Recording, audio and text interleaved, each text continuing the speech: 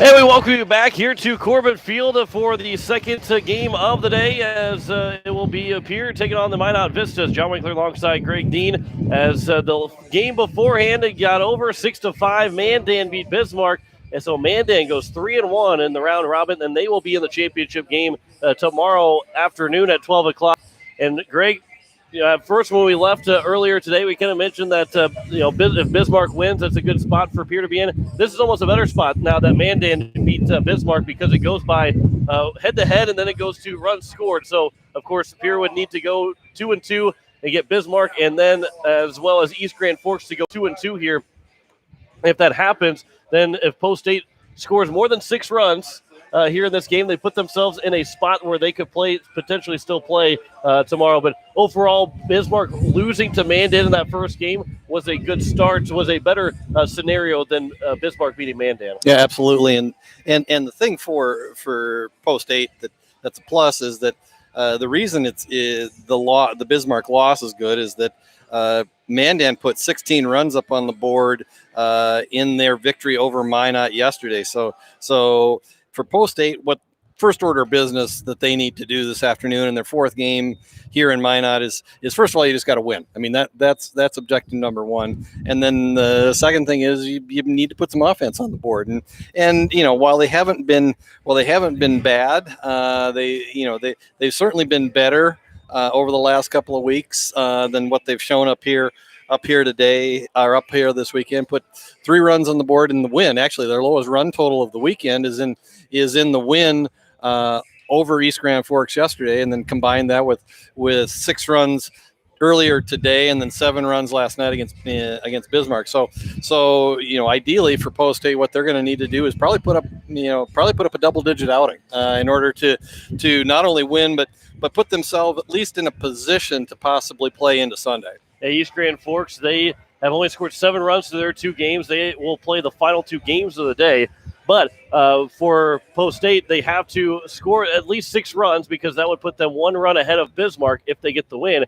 And then Bismarck would have to get shut out against East Grand Forks, and then Minot would have to beat East Grand Forks to put them in the championship game as long as East Grand Forks doesn't go wild, beating Bismarck 15-0 or something like that. So there's a couple of different scenarios that go into this, but for this game, Post State has to win with scoring at least 6 runs to give themselves a chance. Anything more than 6 with that win will be a benefit and a one that's will help them try and get in the championship game for tomorrow afternoon. Here and the Minot Vistas will be coming up. We'll take our first break here, the pregame show. We'll come back in 2 minutes. We'll run down the starting lineups as you're listening to Post State Baseball on today's KCCR and today's KCCR.com.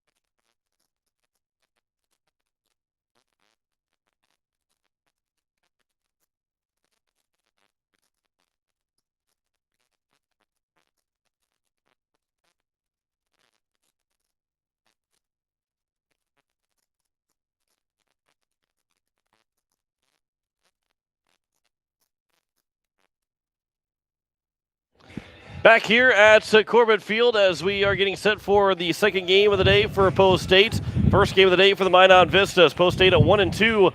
Minot 0-2 here in the tournament as Minot would have to win these next two games, and they'd find themselves in a good spot if they can win the next two games and get a little bit of help from East Grand Forks in the next game. So these last three games are very important all the way throughout. There's only Mandan has clinched their spot in the championship game, and nobody will really know if they clinch until at least the second to final game. Bismarck could clinch without any help. They're the only team that controls their own destiny going into the final three games of the day here at Corbett Field.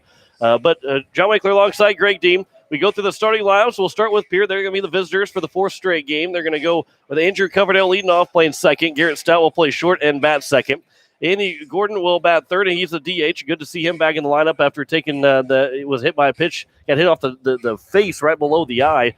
Gray Zabel, he will bat in the cleanup spot playing first base. Cade Hinkle is the catcher batting fifth. River Iverson will bat sixth playing left field. Lincoln Keenels will bat seventh playing third base. And then the two Van Camp boys, Jack Van Camp in center field and Will Van Camp in right field, will bat eighth and ninth for Post State. And A.J. Gaden is on the mound for Pierre Post State. For the Minot Vistas, it'll be Chase Burke leading off playing center field. Hunter Razicka will be the second baseman batting second. Jack Plum will be the left fielder batting third. Kersey Harris will be at fourth playing third base. Dylan Vigestad will bat fifth at the DH spot. Logan Merckx, the shortstop, batting sixth. Calvin Watkins is the first baseman batting seventh. Brandon McCarty is the catcher batting eighth, and Trenton Greek is the right fielder as he bats ninth for the Minot Vistas. Derek Nygaard is the starting pitcher for Minot, trying to get their first win of the tournament.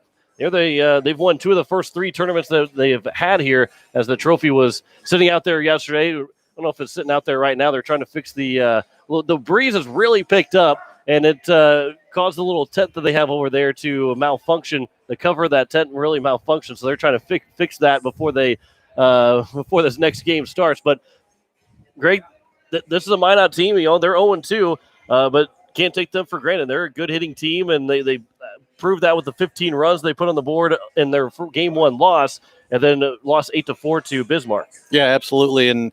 And when we got into town yesterday, Minot was playing Mandan in the second game of the day, and it looked like we got here about the second inning, and they were up 5-1 over Mandan. Looked like they had the game well in hand and were cruising, and then all of a sudden the light bulb went on over top of Mandan, and they somehow found their hitting shoes and just really started putting some good swings on balls and good at bats together. And like we talked about earlier, if you were part of any of the earlier broadcasts, those last two innings between Mandan and Minot took about an hour and a half. 21 total runs were scored over those last two innings.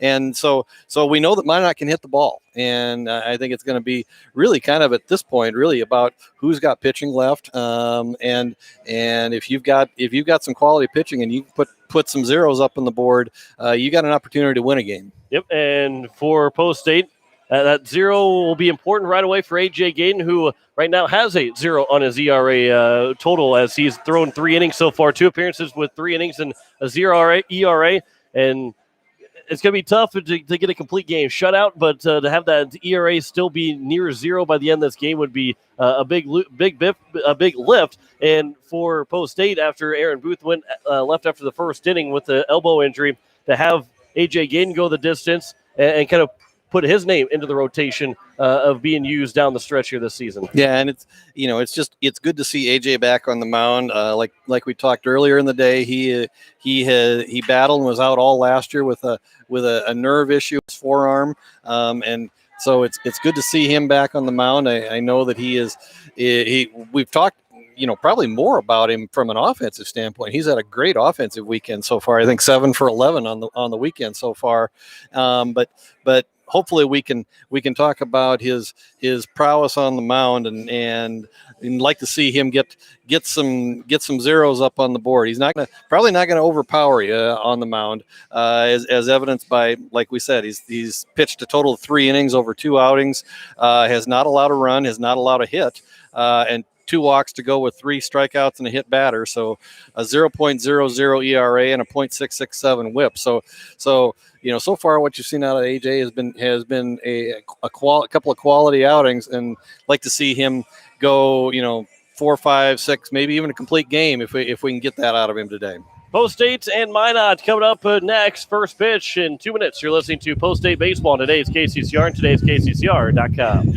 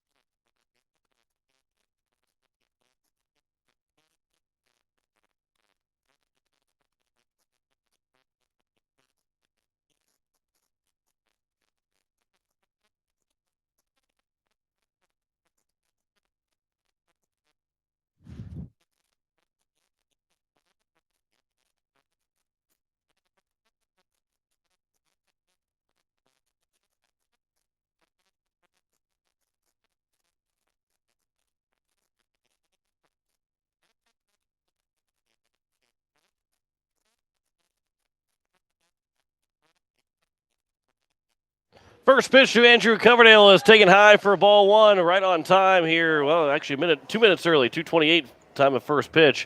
Made it just in time to hear that first pitch on today's KCCR, today's KCCR.com. 1-0 pitch to Andrew Coverdale is inside. Now it's 2-0 as Coverdale will be followed by Garrett Stout, Andy Gordon, Gray Zabel, Cade Hinkle, River Iverson, Lincoln Keynoles, Jack Van Camp, and Will Van Camp. Derek Nygaard, the starting pitcher, will deliver the 2-0 pitch, and that one's over for strike one. As Nygaard works from the stretch to open up the ball game. Coverdale, this we've seen 3 straight games now from the leadoff hitter from Post State not get on base. A 2-1 pitch. There's a ground ball to the left side. That one's through the glove of the shortstop Merck and into left field. And Coverdale's on base, although it will be an error, but he still reaches base, and the leadoff man is aboard for the first time today. And that includes a game 1 where they did not get the leadoff man at all in any of the 7 innings. Coverdale into this game batting .406, 28 hits and 69 at bats already for the Post State second baseman. Garrett Stouts will try and bunt one down the third base line. Gets it down to the third baseman. Harris the throw gets away, and Stout will take off for second. Coverdale is over at third, and he will be held up at third base, but the first 2 men are aboard on 2 errors. The shortstop and the third baseman, Harris, have both picked up an error, and now it's second and third with nobody out. And Post State has got to make this hurt here in the top of the first inning. Yeah, and we talked about it yesterday that a lot of times, given the choice, the teams want to be the home team and have the last at bat, but there's really nothing wrong with being the visiting team and getting some runs up on the board early and trying to put some pressure on the defense and on the pitcher. First pitch is the swing and a miss is to Andy Gordon. Gordon was hit by a pitch in his last at bat, ended up getting right between the helmet and the ear flap as the 0-1 is out towards right field. Shading over, still going over to the right fielder. He'll make the catch. Both runners will tag, and Greek will allow Coverdale to come in to score. The first runner of the game is home in Coverdale. There's one down, and a good productive out there from Andy Gordon. And there's one away.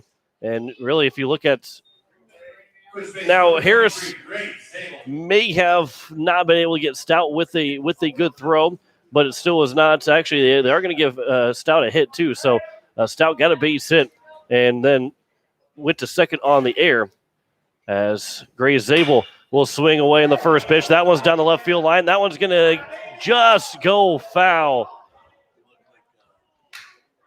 And there's the long first strike.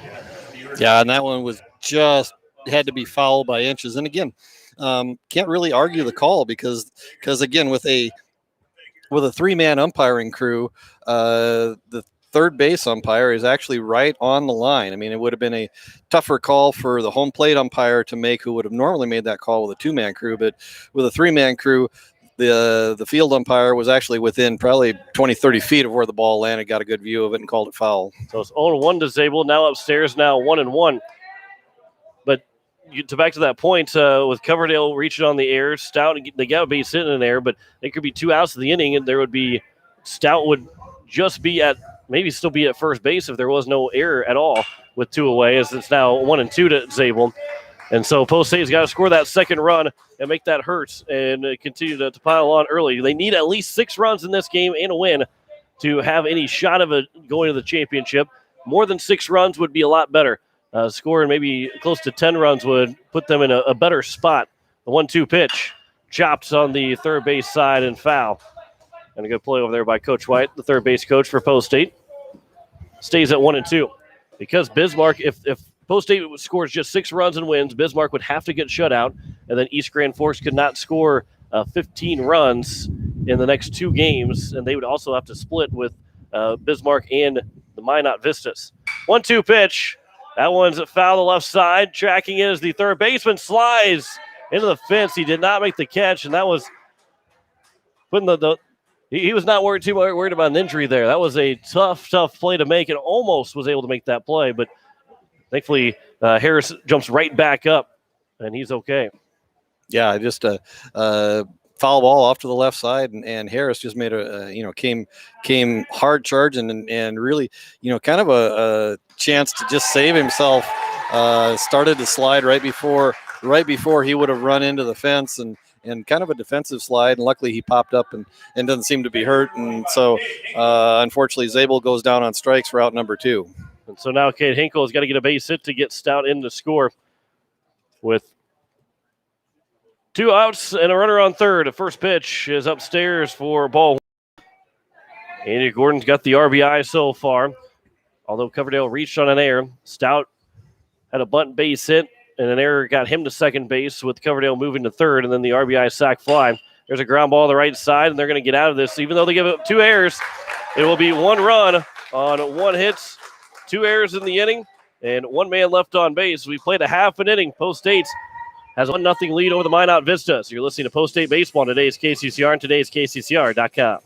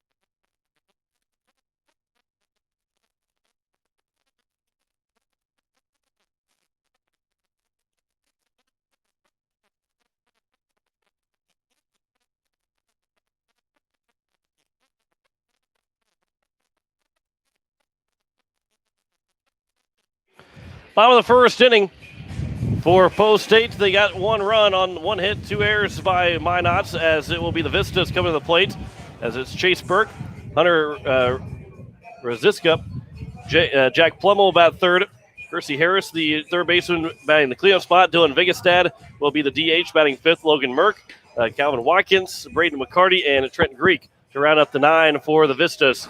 They have Derek Nygaard, who worked around those 2 errors in the inning, only allowing just that 1 run to score. Post State defensively, it'll be River Iverson out in left field, Jack Van Camp in center, and Will Van Camp in right. Lincoln Keenel is the third baseman, Garrett Stout the shortstop, Andrew Coverdale is at second, Gray Zabel at first, Cade Hinkle behind the plate, as he got an inning break last game for the left-handed Gray Zabel to go behind the plate. Yeah, we were talking about whose equipment Gray Zabel was wearing. Found out over the lunch hour that it was Hinkle's helmet, Andy Gordon's chest protector, and Hinkle's shin guards.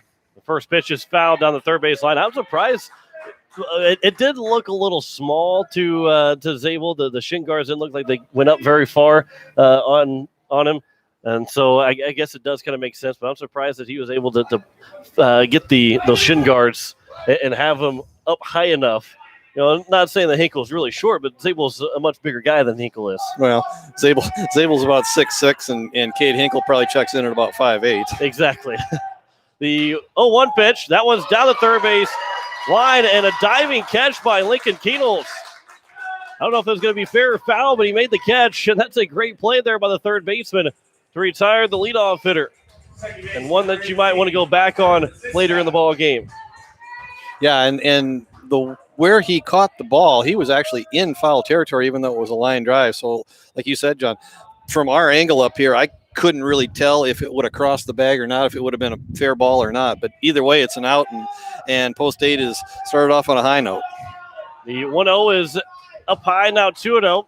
A.J. Gayden working for the third time this year. This is just his fourth inning of work of 2020. That one's flown out towards left field. Iverson will wait underneath it, and there's 2 men up and 2 men down here in the bottom of the first. That'll bring in Jack Plemmel. Yeah, and again, if you look out at the flag in center field, it's not really,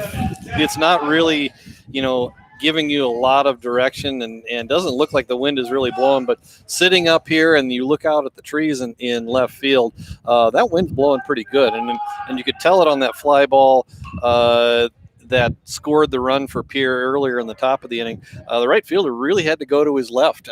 The wind really pushed that ball ways toward the first base line, and so I think that wind may be a factor on the right side of the field today.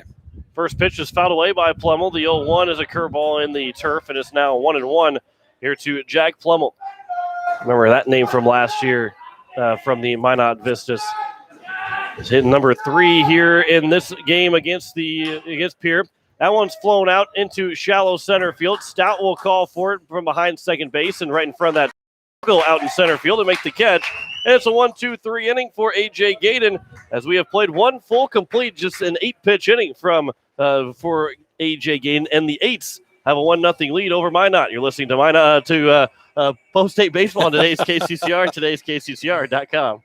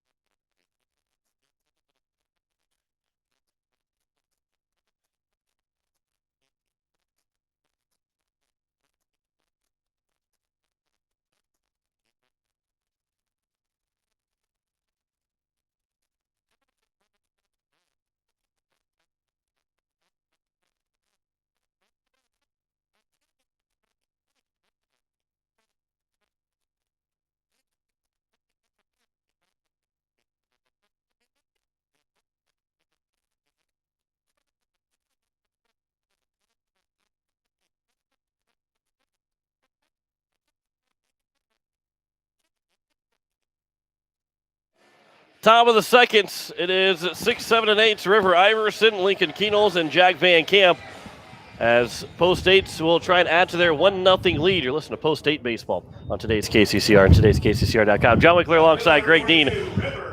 River Iverson, he will lead things off here after not playing in game number. Actually, he did play in game number 1. He went 2 for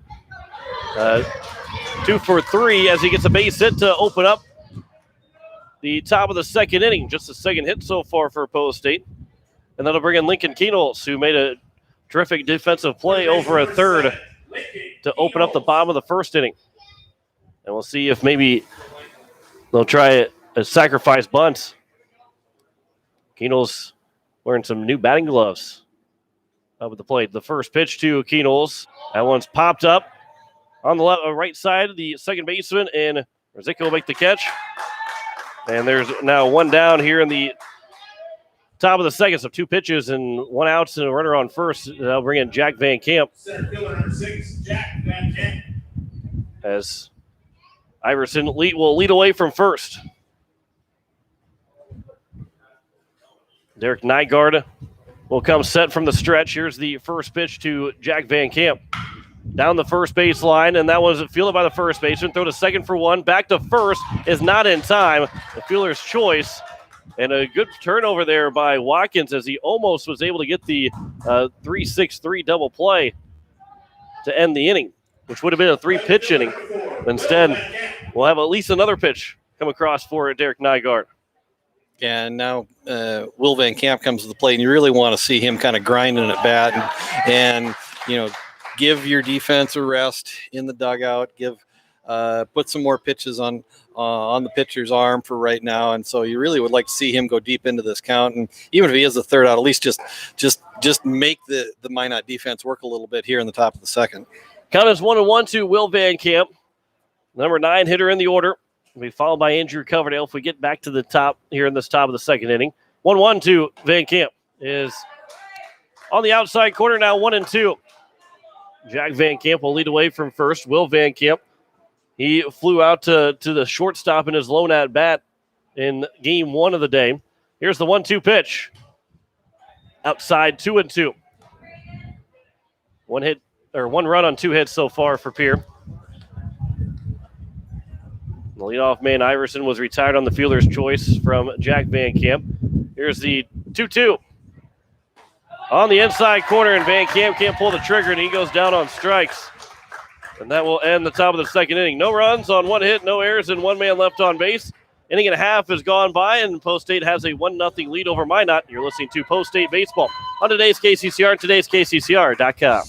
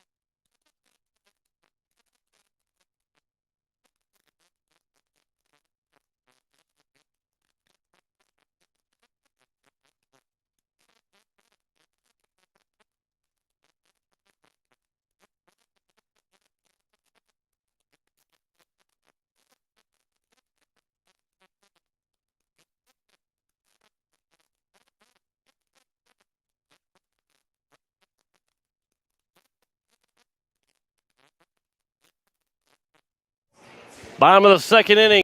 It'll be 4, 5, and 6 here for the Minot Vistas. Harris, Vigestad, and Merck. As A.J. Gayden had just an 8-pitch inning in the first inning, trying to be as efficient as he was in that first. And it wasn't too many more pitches from the starter, Derek Nygaard, at the top of the second. I believe it probably was 8 pitches for him in the second inning, too. Yeah, and that's going to be a key factor today because game time temperature is 93 degrees. We talked about the wind coming in from the south. This is an all-turf field, and so that heat is going to rise off of that turf, and it's probably, even though it's only 93 air temperature, it's probably 100 plus down on the field with that turf. And so if you can get some quick innings, you keep the fatigue off of your pitcher and off of your defense. First pitch to Dylan Vigestad is a swing and a miss. The first pitch to Harris hit him, got the jersey, and he went down to first. So the first base runner is aboard for the Minot Vistas.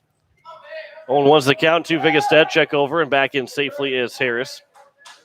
Vigestad was the catcher, number 1 catcher for Minot last year. I believe like they say, he got a torn meniscus and just grinding it out right now as he's playing one more year of baseball before having to deal with that injury. Won't catch, but he can hits really well, so he finds himself in the DH spot more times than not for the Minot Vistas. 1-1 count to Vigestad. There's a ground ball to the left side to second for 1. Back to first. It's a 6-4-3 double play, and it's 2 quickly down here in the bottom of the second inning, and a good turn from Stout and Coverdale to quickly have the first 2 retired here in the bottom of the second. Yeah, and don't discount having that 6'6" frame of Gray Zabel over on first base with a little extra stretch over there. So good play all around from the eights, and quickly they put 2 outs on the board. First pitch nearly hits Logan Merck, the shortstop here in the first game for Minot here today. They'll play the final game of the day just like they did yesterday. The 1-0 pitch, that one is floated towards the second baseman Coverdale, and 6 batters have come to the plates, and A.J. Gain has faced the minimum with only using 14 pitches in 2 innings.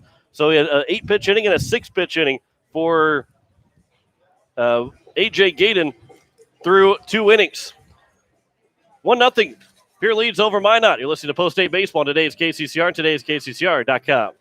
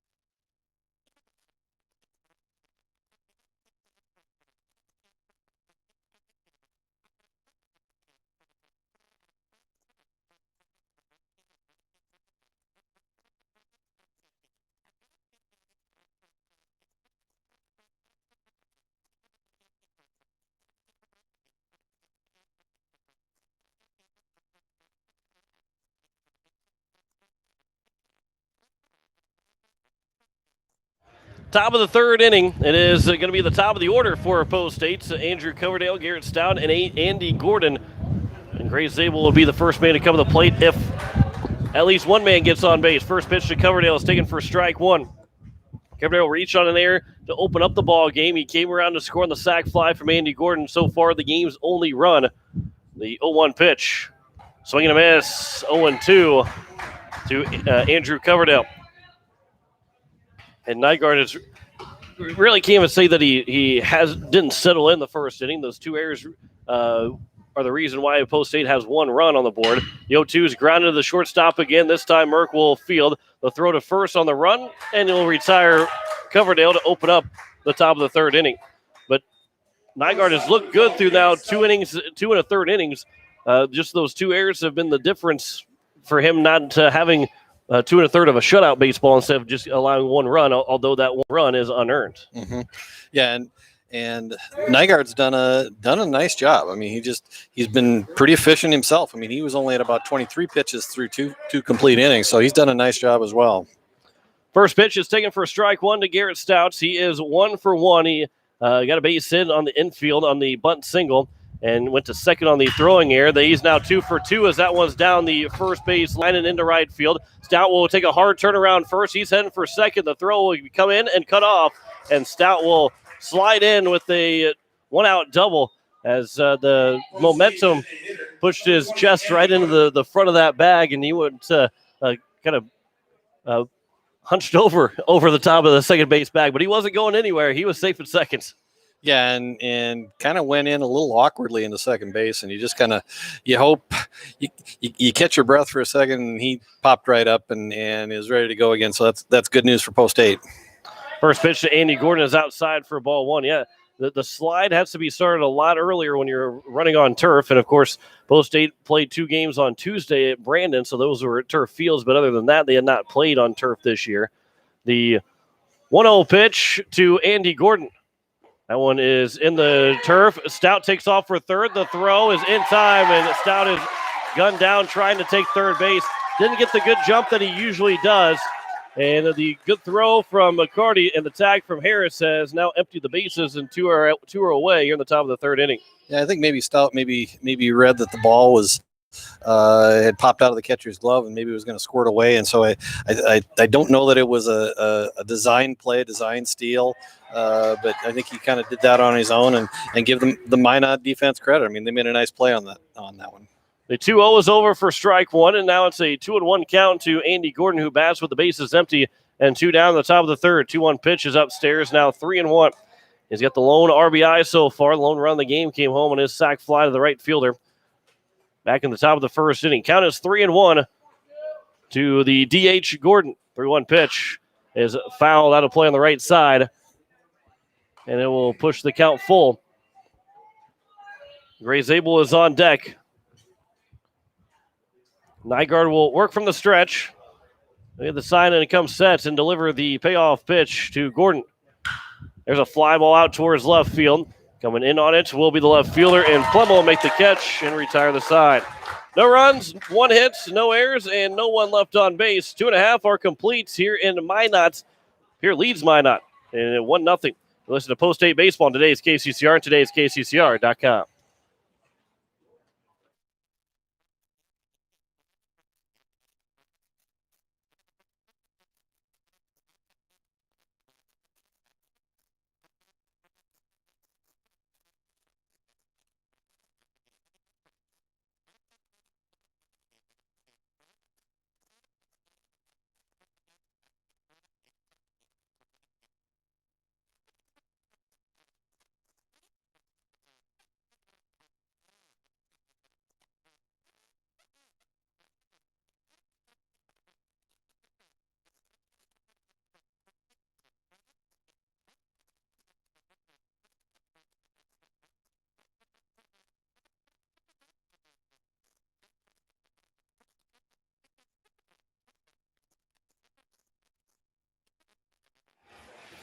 Bottom of the third inning, it is a 1-0 lead here for Post-8, as it will be 7, 8, 9. Watkins, McCarty, and Greek to lead things off. If anybody reaches base, they'll go back to the top of the order, and Chase Burke, the center fielder.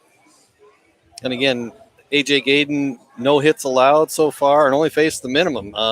Just the 6 batters through 2 innings. So he's given Post-8 exactly what they want through the first 2 innings. Hopefully he can keep that up for the rest of the game. And the only blemish to his pitching performance so far is a hit by pitch to Harris, which was retired on the double play. Here's Watkins, the first baseman. First pitch was outside, 1-0. Now the swing and a miss, and it's 1-1 to the first baseman. 7, 8, 9 here for Minot as we play in the bottom of the third inning. Post-8 leads 1-0. They scored that one lone run in the top of the first.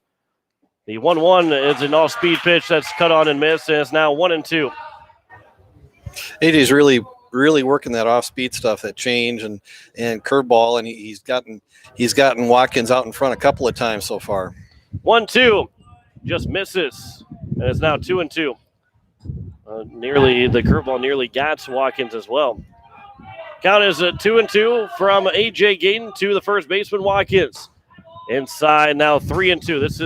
I was about ready to say 2 pitches ago, this is the longest at bat that Gaden's faced here in this game, and it definitely is now the first full count he's seen in this ball game as we play here at the bottom of the third with nobody out. 3-2 pitch. That one's off the end of the bat. It's on the fair side of first base. Is able to pick it up and step on the bag, and there's one down. It looked like it maybe hit foul first and then went back to the fair territory, but when he capped it, the spin pushed it back on the left side of first base, and Zabel had no problem retiring the first man here in the top of the bottom of the third inning.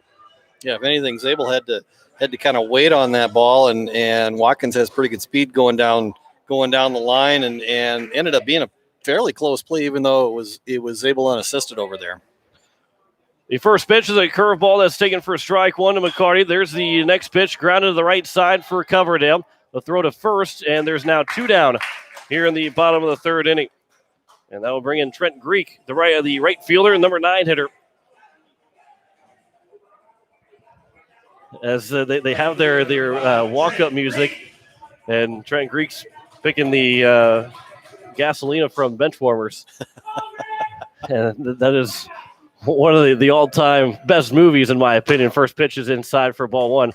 But Carlos in the Benchwarmers is such a great character. What's your all-time top 5 top baseball movies? Oh, no, you're putting me on the spot here. 1-0 pitch is down low, 2-0.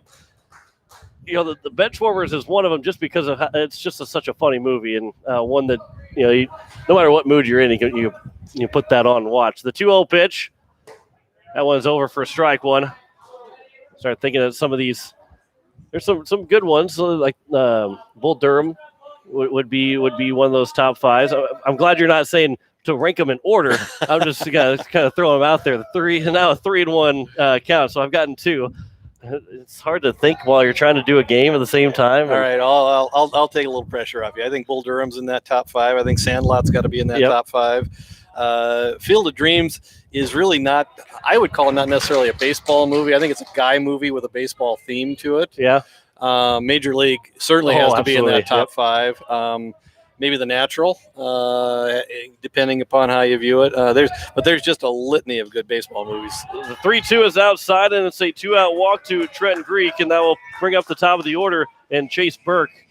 Yeah, really, it's hard to narrow down the 5. I think because now Major League 3 is not one that I really care for. Major League 1 and 2. Major League 3 is like Back to the Minors or something like that. And only Pedro Serrano, and then I can't think of the other guy from the Indians. I can't remember what his name was. They were the only 2 that really were still there for Major League 3. I'm not sure I've even watched Major League 3. That was a franchise that went downhill pretty fast after the original. Yeah. The 1-0 pitch is out in the left field for a base hit for Chase Burke, the first hit of the ball game for the Minot Vistas, and his first and second with 2 down, and that'll bring in Hunter, the second baseman, Hunter Rosiska. Rosiska flew out to the left fielder, Iverson, back in the first inning. Although Major League 2 it's a pretty good movie, but Major League 1 was much better than Major League 2. The first pitch is just a bit inside. There you go. Okay. Throw that in there. Yeah, since we're talking about Major League. Right. I've got an affinity for Little Big League only because it's got the Minnesota Twins as the central team in the movie. As the 1-0 is taken for a strike one, and Ken Griffey Jr. and he's like the only baseball player to really actually be a hit himself or be a Major League Baseball player in a movie. Mm-hmm. AJ Gayden, the 1-1 pitch, swing and a miss. Now 1-2 to Hunter Rosiska. And Rookie of the Year. I mean, I know. We won't talk about the Cubs. I know that will be a tough one for you to spit out. The 1-2 pitch is in the turf now, 2-2. It was funny too, and obviously now it's not true, unfortunately, because the Cubs won the World Series however many years ago now. Been a long time since they won a World Series, but the Cubs fans can't get over it. I'm kidding about that. I'm kidding. It's now 3-2. That one's for you, Dirk and Ryan. That's right. Had to throw that out there. But at the end of that movie, Rowan Gardner makes the catch. The 3-2 is just a bit outside, just missing the edge, and now the bases are loaded with 2 down as Jack Plummer will come to the plate. But he made that catch and ended the game. Long time since I watched that movie, and then he held out his hand and showed the World Series ring of the Cubs that they won that year. And my dad always said, well, it's a movie and it's fake because he's got a World Series ring as the Cubs, because that ain't going to happen. The first pitch misses outside to Jack Plummer for ball 1. He popped out to Stout in the bottom of the first inning. And back to reality here. Minot's got something going here with 2 out in the bottom of the third and the bases loaded.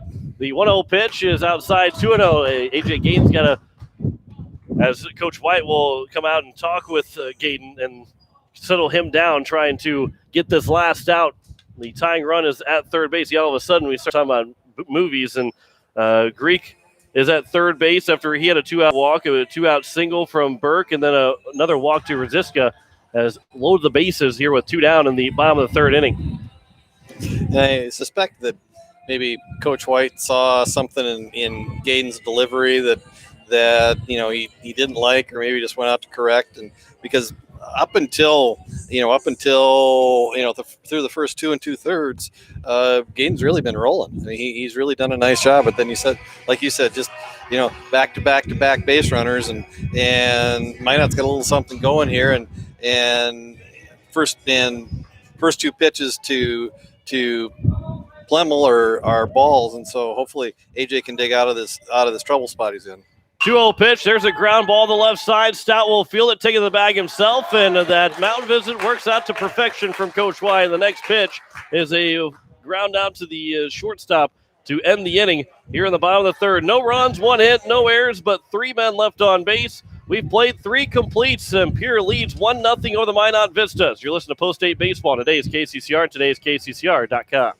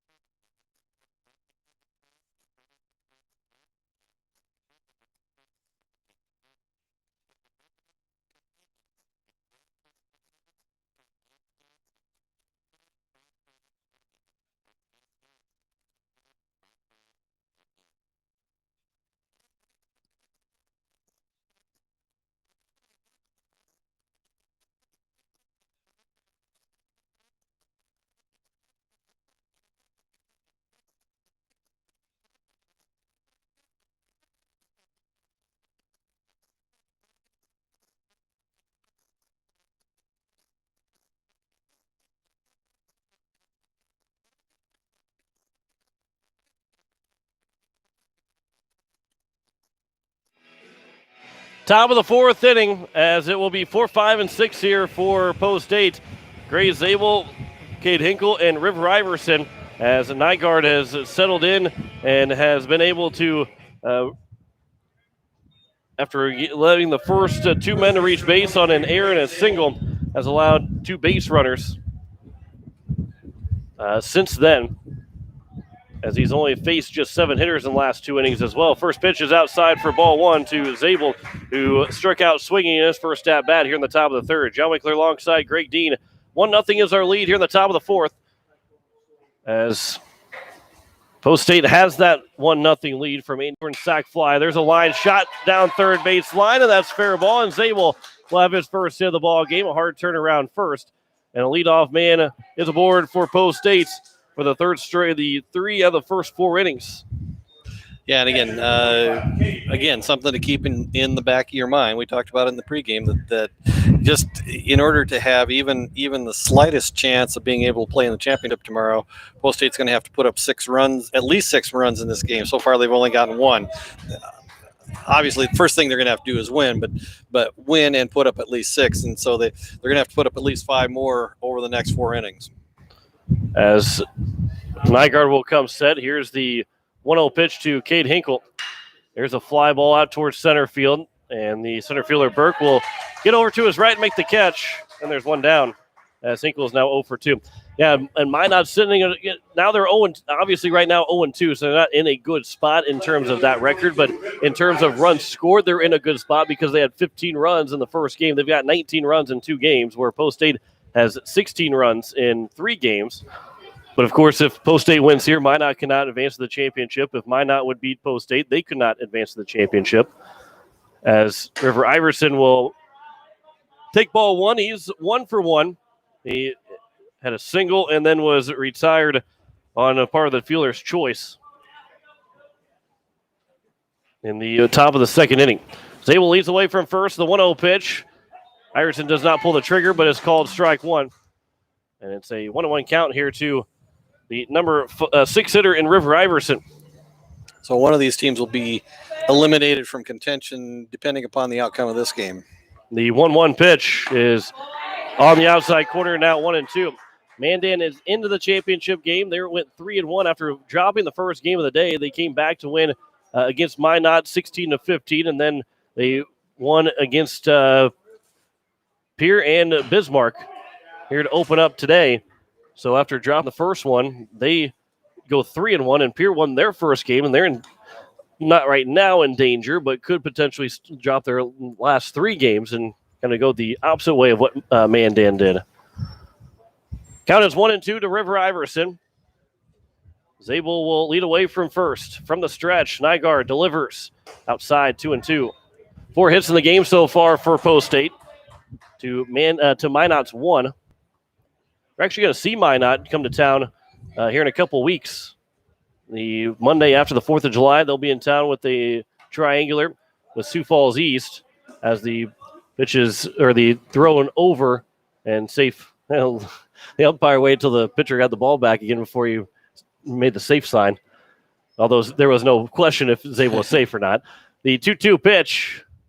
There's a ground ball to the left side, fielded by the shortstop, Merck. The throw to second for one, back to first, well, not in time. And it's another fielder's choice, and there's now 2 down.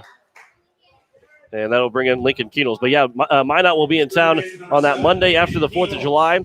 And we'll have Sioux Falls East as well on that Monday for a triangular. And then we'll play Minot Tuesday afternoon. And on the schedule, I believe, is a doubleheader, but I think I heard them say it's going to just be a one game on that Tuesday. Okay. But we'll confirm that before we get to that point. As there's now 2 down, and Iverson is on at first base for Lincoln Keenels. Iverson takes off with the first pitch. The pitch is taken for strike one. The throw to second will skip away from the second baseman. And so Iverson is safe at second with the steal. And there's now in scoring position with 2 outs and an 0-1 count to Lincoln Keenels. Keenels popped out of the second baseman in his first at-bat. Hadn't been using batting gloves for the first part of the season, but changed the batting gloves. And, hey, sometimes it's only weird if it doesn't work. Yep, that's right. And not even changing the batting gloves is a weird thing to do, but if it makes him hit better, it's not weird at all. If he thinks it's going to make him hit better and it does make him hit better, it's not weird. River Iverson, steal number 6 on the year. He stands at second. Count is 0-1 to Keenels. Nygaard will come set. Here's the 0-1. There's a ground ball down the third base line, and it's fouled. And it's now 0-2 here to the number 6 hitter, Lincoln Keenels.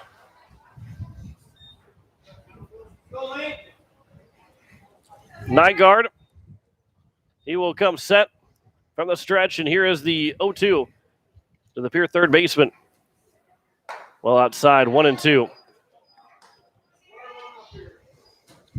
Keenels has been hitting the ball well, just not falling as much as well as he's been hitting the ball lately. Nygaard working on about ready to throw his 50th pitch of the day so far. 1-2. There's a ground ball to the right side. That one's going to get through for a base hit. Iverson's going to try and score. The right fielder comes up throwing, and Iverson will dive head first in, safe at the plate. And it's now 2-0 on the RBI single from Lincoln Keenels. And Post 8 has opened up a 2-0 lead.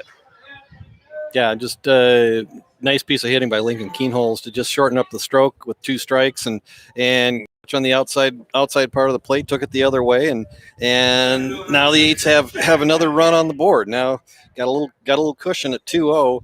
Again, really need to push that lead up to at least 6. Again, that's kind of the magic number we'll keep referring to through the rest of this broadcast. As Jack Van Camp steps in for his second at-bat, he swings to the first pitch and grounds it foul. And it's 0-1. He grounded it into a fielder's choice to the first baseman back in the top of the second inning. As Van Camp is 0 for 1 so far. Now, 6 is the magic number in this game for Post State to have to at least get to 6. Would love to see them put up 10 runs to give them a little bit of leeway, a little bit of cushion going into that game with Bismarck and East Grand Forks, as Keenels will steal second on the swing and a miss by Van Camp. Because if Post State scores those 6 runs, then Bismarck would have to get shut out in the next game against East Grand Forks for Post State to stand a chance going into the final game of the day. If they score less than 6, no matter if they win or lose, which if they lose, they're already out anyway, but if they win, they would still not have enough of runs scored to catch Bismarck with still a game to play. The 0-2 is a swing and a miss, and Van Camp goes down on strikes, and that will retire the side. 1 run on 2 hits in the inning, no errors, and 1 man left on base. 3.5 are complete. Pierre leads Minot 2-0. You're listening to Post State Baseball on today's KCCR and today's KCCR.com.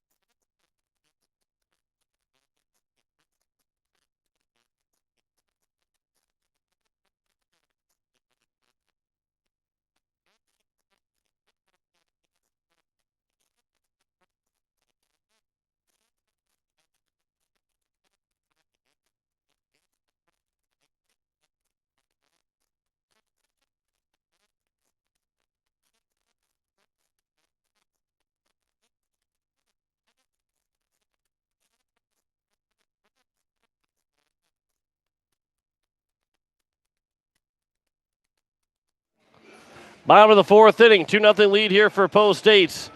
As it will be 4, 5, and 6. Harris, Vigestad, and Merck to lead things off for the Minot Vistas. As the Eights have a 2-0 lead. 2 runs on 5 hits so far. No runs, 1 hit, 2 errors for the Minot Vistas. As Kersey Harris, who was hit by a pitch in the first only pitch he's seen so far, will lead off in the bottom of the fourth for the Vistas. First pitch to him is just above the letters, taken for ball 1.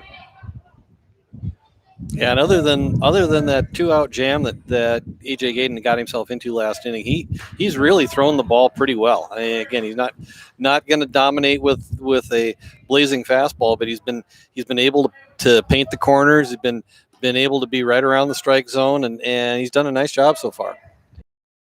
As it is a 2-1 count here to the third baseman Harris, now 3-1. Gayden was able to strain the bases loaded last inning. After getting up his first hit, he had 2 walks in that inning as well. He was able to get a ground ball to get out of it. 3-1 pitch. That one's popped up on the right side.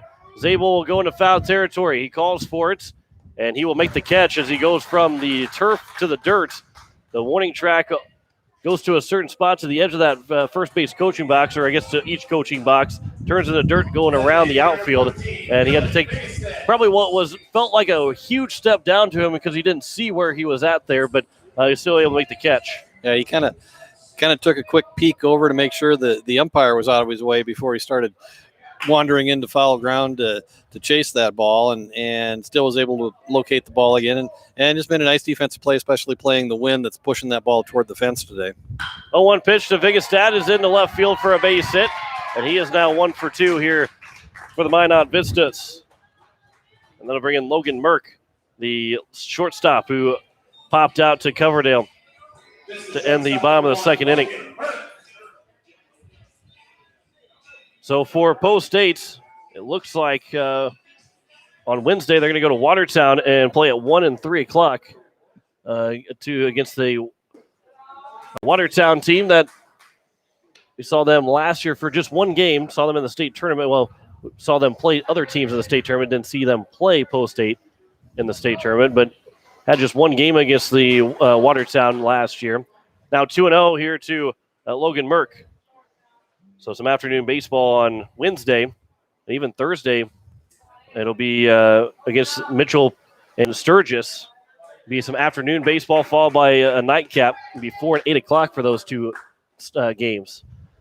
And then looks like, depending upon if the next day against Minot, that is now a single game, probably an early afternoon game there as well. 3-0 is right over for strike one, and it's now 3-1. Yeah, on that Monday after the 4th of July, 4 and 8 o'clock against Sioux Falls East and Minot, and then probably somewhere around 12:30, 1 o'clock, as we do going to have some action in the bullpen here shortly for Post State, as it is Logan Merck that fouls away, and Elliot Life will be going to the bullpen out in left field to start warming up for Post State. Count is full at 3-2. Vigestad leads away from first. The 3-2 pitch. Swing and a miss, and A.J. Gayden will pick up the strikeout. Just his first strikeout of the game. As now bringing Calvin Watkins, the first baseman. Watkins grounded to Zabel on that where he capped it. And Zabel had to wait for that ball to go fair and kind of come to him instead of going after it. First pitch is inside, and it's 1-0 here to Watkins. Yeah, and that's a big strikeout for A.J. Gayden, able to put a second out on the board and stay out of a runners on first and second kind of situation here in the bottom of the fourth, and hopefully keep Minot at bay and not allow them to start a rally. As we've been talking about that schedule for Post State, then after the Minot games that following Tuesday after the 4th of July, have Wednesday and Thursday off before going to, as the 1-1's a swing and a miss, now 1-2, going to the New Dakota Classic over in Sioux Falls from that Friday through Sunday. Haven't seen a schedule for that one yet, but that'll be the next couple weeks, next 2 weeks here for Post State. 1-2 pitch on the inside corner and taken for strike 3. And there's the second strikeout of the game for A.J. Gayden. Back-to-back strikeouts to end the inning. No runs, 1 hit, no errors, and 1 man left on base. 4 innings are in the books. Post State leads at 2-0 over the Minot Vistas. You listen to KCCR Pierre Riverfront Broadcasting Station. You also listen to Post 8 Baseball on today's KCCR and today's KCCR.com.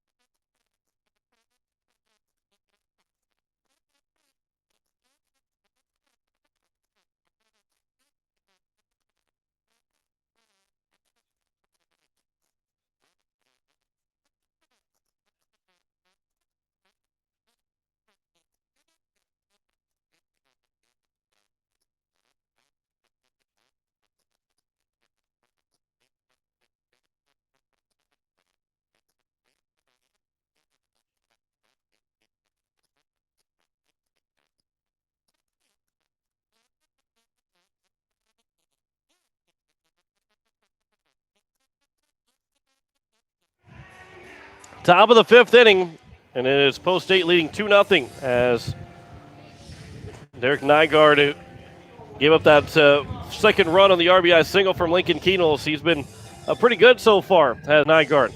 And when you're giving up just those 2 runs through 4 innings, and he spaced out 5 hits, that's not a bad afternoon. Although the 2 errors have been a reason why this game's 2-0 instead of maybe 1-0 for Post State. Here's Will Van Camp, 9-1-2 for Post State here in the top of the fifth. Will Van Camp, Andrew Coverdale, and Garrett Stout. LA Life continues to get loose in the bullpen out in left field for Post State.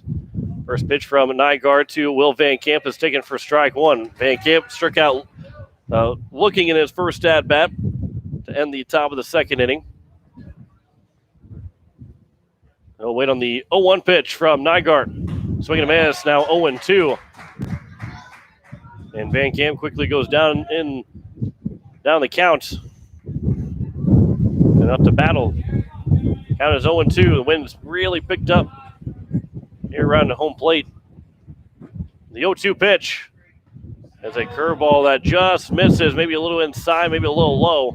Count is now 1-2. Yeah, and probably even though the wind is blowing pretty good, it probably actually feels not too bad down on that turf. Like you talked about, 93 degrees and that all turf surface probably making it seem a little warmer than what it already is. Van Camp will hit the 1-2 pitch in the center field. It dives quickly out there and drops in for a base hit as Burt couldn't track it down on the run, and it's a leadoff single for Will Van Camp. And that will bring things back to the top of the order for Andrew Coverdale, who is 0 for 2. He's grounded the shortstop twice. He reached on an error in the first inning. He came around to score. He's retired by the shortstop in his second at-bat. Here's the first pitch to Coverdale. He checked his swing, but was called strike 1 anyway.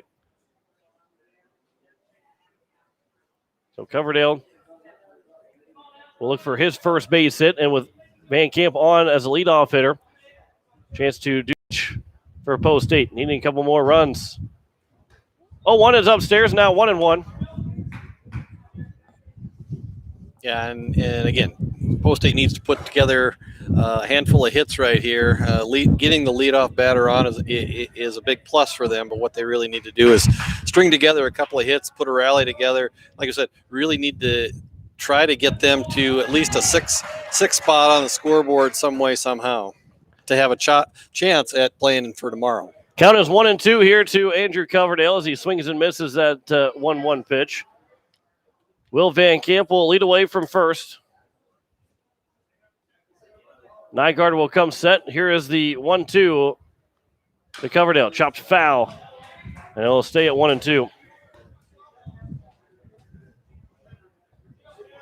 Yeah, need at least 4 more runs find it some way here in the next 3 innings.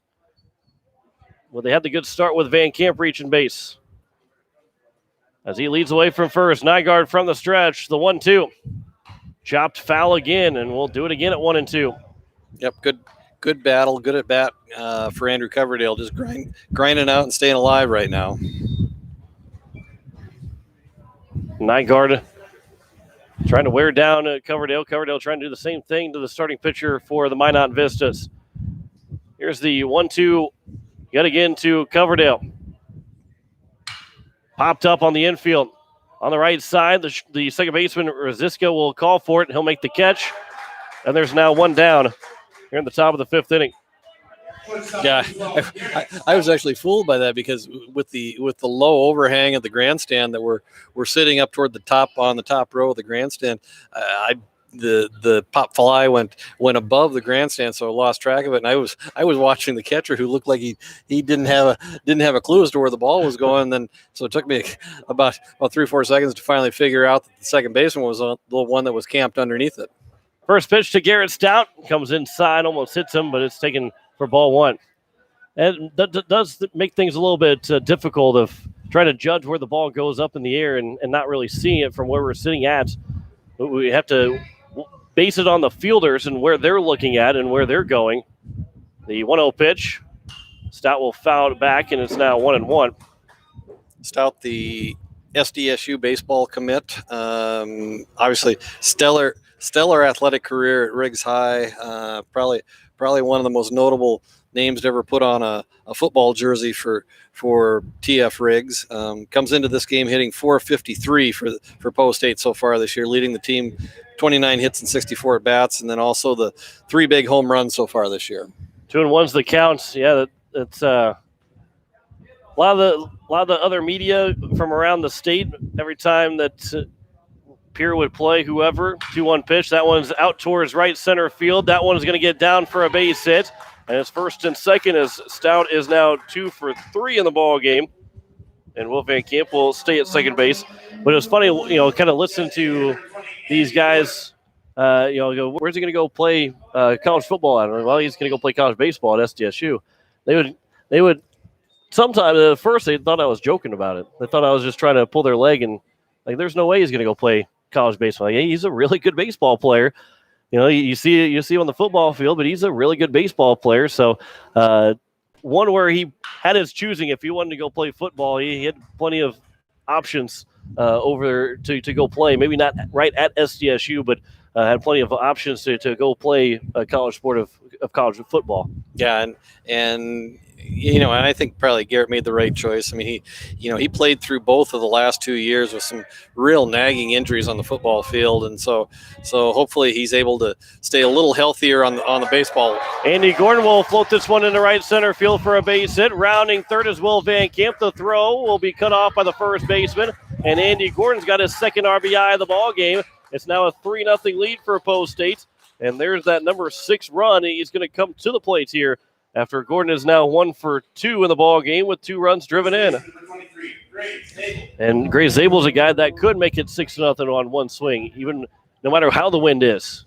Yeah, and what we've already seen Gray Zabel put a charge into one in game number 1 today, where he hit one right over the top of the center fielder, and that ball rolled almost all the way to the fence at the 410 mark. So big, powerful young man who can certainly hit the ball a long ways if he's able to barrel one up. Attempt over at first. Gordon will dive back in safely. One down here in the top of the 5th inning. 3-0 is our score. Pierre leads the Minot Vistas. 3 runs on 8 hits so far for Post State. Nygaard will come set from the stretch. Here is the first pitch to Zabel. Instead, another check over at first, and back in safely is Gordon. Stout will lead away from third base.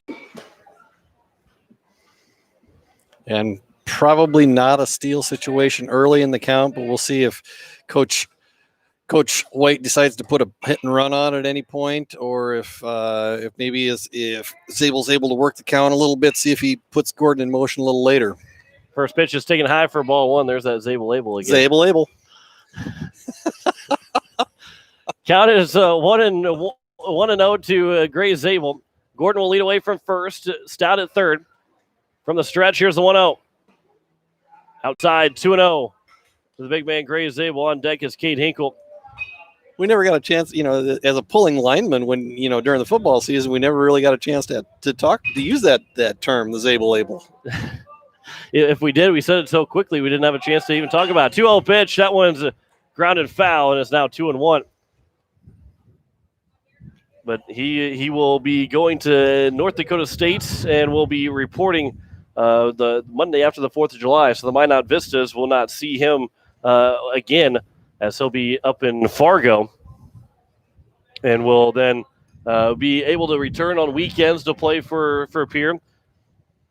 Although that second weekend is going to be a long trip because he's going to go from Fargo to Rapid City to try and join the team out there, which, of course, Coach White, Coach Niles would love to have him out there, but that's a long trip to make. As a pick off again over at first and back in safely as Gordon. Yeah, and you certainly hope that he can add some value to the team when he comes back on the weekends. But I think we all know that those football conditioning programs, they'll push him hard for Monday through Friday, and so you hope he's got something left in the tank when he gets back on the weekend. I can tell you from being around Gray for a number of years, he will give you everything he's got when he shows up on the baseball field. Count is 3-1 to Zabel. Stout will lead away from third. Gordon at first. Nygaard from the stretch. Here's the 3-1 to Gray Zabel. Gordon is off of the pitch. There's a ground ball to the first baseman, and a good job there from Zabel to get Stout to score. It's now a 4-0 lead, and it's 2 down as Gordon is out at second base, or is on at second on the RBI ground out from Zabel.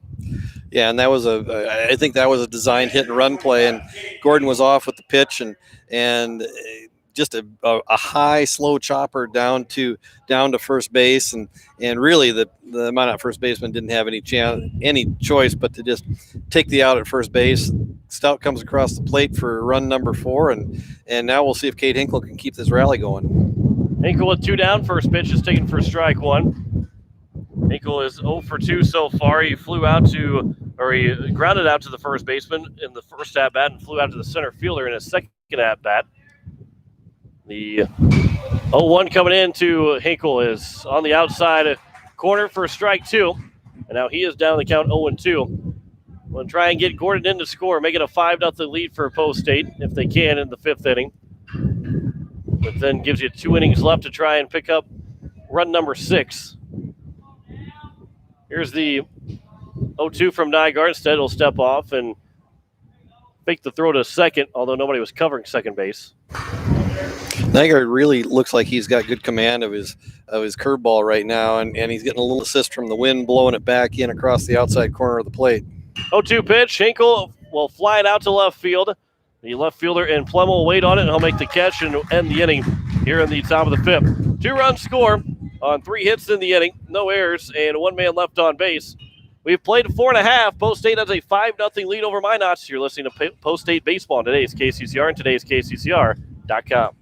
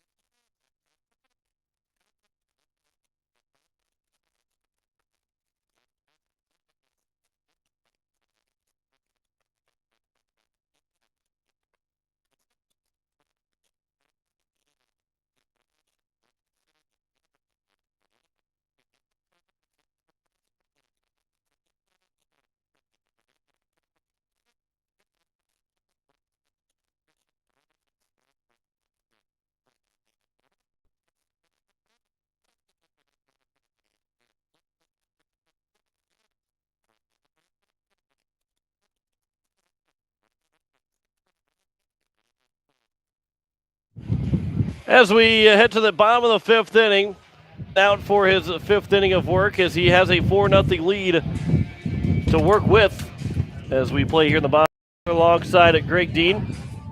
Post State 1-2 so far here in the Minot tournament. They have to win this game to have a chance for Sunday.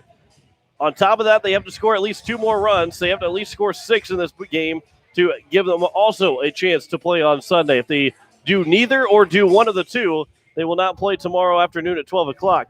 If they score just 6 runs, they're going to need a whole lot of help.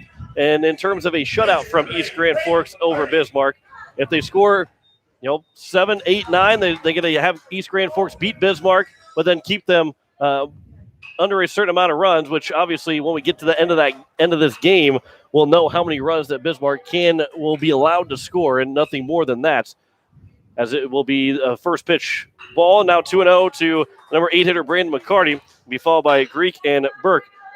So it goes by head-to-head, and then it goes to runs scored. So not only will East Grand Forks have to beat Bismarck to go 2-1 and put Bismarck at 2-2, as the count is now 3-0, then Minot will have to come back and then beat East Grand Forks to make them go 2-2. Otherwise, East Grand Forks is at 3-1, and it'll be Mandan and East Grand Forks. As this a 4-pitch walk to Brandon McCarty, and it'll bring in Trenton Greek, as we'll have a courtesy runner for the catcher McCarty. AJ Gayden about ready to throw his 60th pitch of the game. Actually working pretty efficiently. I mean, just around 13, 14 pitches an inning. I mean, kind of the target that I think you'd like to see a Legion pitcher at is around 15 pitches an inning, and he's under that right now. But so far here in the bottom of the fifth has yet to find the strike zone through the first 5 pitches. First pitch is taken inside for ball 1 to Greek. He drew a walk in his first plate appearance. The 1-0 pitch. That one is at the corner, now 1-1. Coach Nas standing over there near the bullpen over at the left field side as Elliott Life continues to get loose. The left-hander throwing in the pin for Post 8. Pickoff attempt back in safely is the courtesy runner for the Minot Vistas. So I hope you understood all those scenarios that needs to happen for Post 8 to play tomorrow afternoon. And it might come down to if East Grand Forks does hold Bismarck to a certain amount of runs and also beats Bismarck. It will come down to that final game, and Minot could play spoiler for East Grand Forks in that final game. Obviously, Post State still has to win this game and still have to score at least 6 runs to get to that point. Here's the 1-2 pitch outside 2-2 to Trent Greek. Yeah, too bad we don't have a graphic designer. We could put something up on the YouTube page to kind of walk through. We can somehow, that impossible to have that happen. 3-2 pitch. I'm not a graphic designer, although I was the old job was asked to be a graphic designer. I was not a graphic designer, and it was evident that I was not a graphic designer. Some of the things that I made, I'm ashamed of. The 3-2 pitch is outside, and it's a walk with nobody out. And it's first and second, as it'll bring Coach White out to the mound, and I believe that's going to bring Elliott Life into the game, as that could be the end of A.J. Gayden's day here on the mound for Post 8. We could just scrawl it all out on the back of a piece of paper and hold it up in front of We could do that.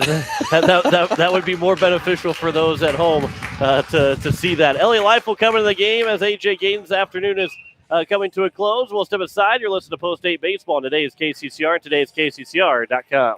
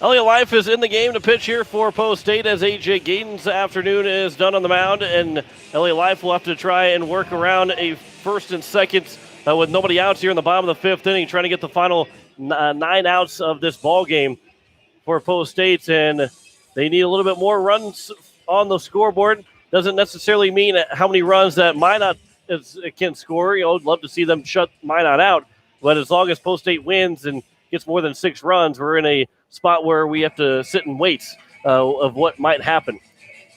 Second appearance of the year for Elliott Life, through 1 inning against Rapid City Post 320 on June 16th, where he gave up 1 hit, 2 runs, both earned, 4 walks, 2 strikeouts, and a hit batter. So good opportunity for Elliott Life to come in and do some good things for Post 8 here in Minot. First pitch from Elliott Life will be taken high for ball 1 to the leadoff hitter, Chase Burke. So not only did he come in the game and have first and second with nobody out, he comes in the game facing the top of the order as well. Life comes set, the 1-0 pitch upstairs, now 2-0. Yeah, and we talked about how the number of available pitchers maybe dwindling a little bit for Post 8.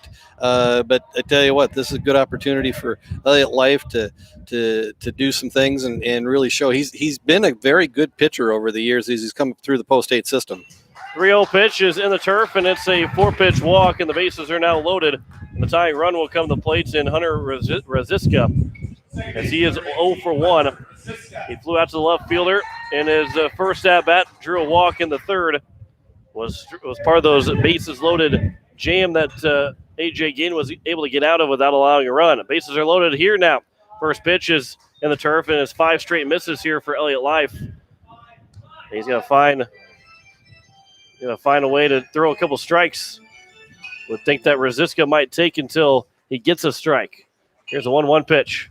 Oh, he will swing with it. Lincoln Keenels will field. He'll throw home with it. First man is retired. The throw will get airmailed by Hinkle, and it's going to allow 2 runs to possibly score here. As it's out in the right fielder, Will Van Camp. 2 runs will score, and the man's going to get all the way to third base on a mental mistake by Cade Hinkle.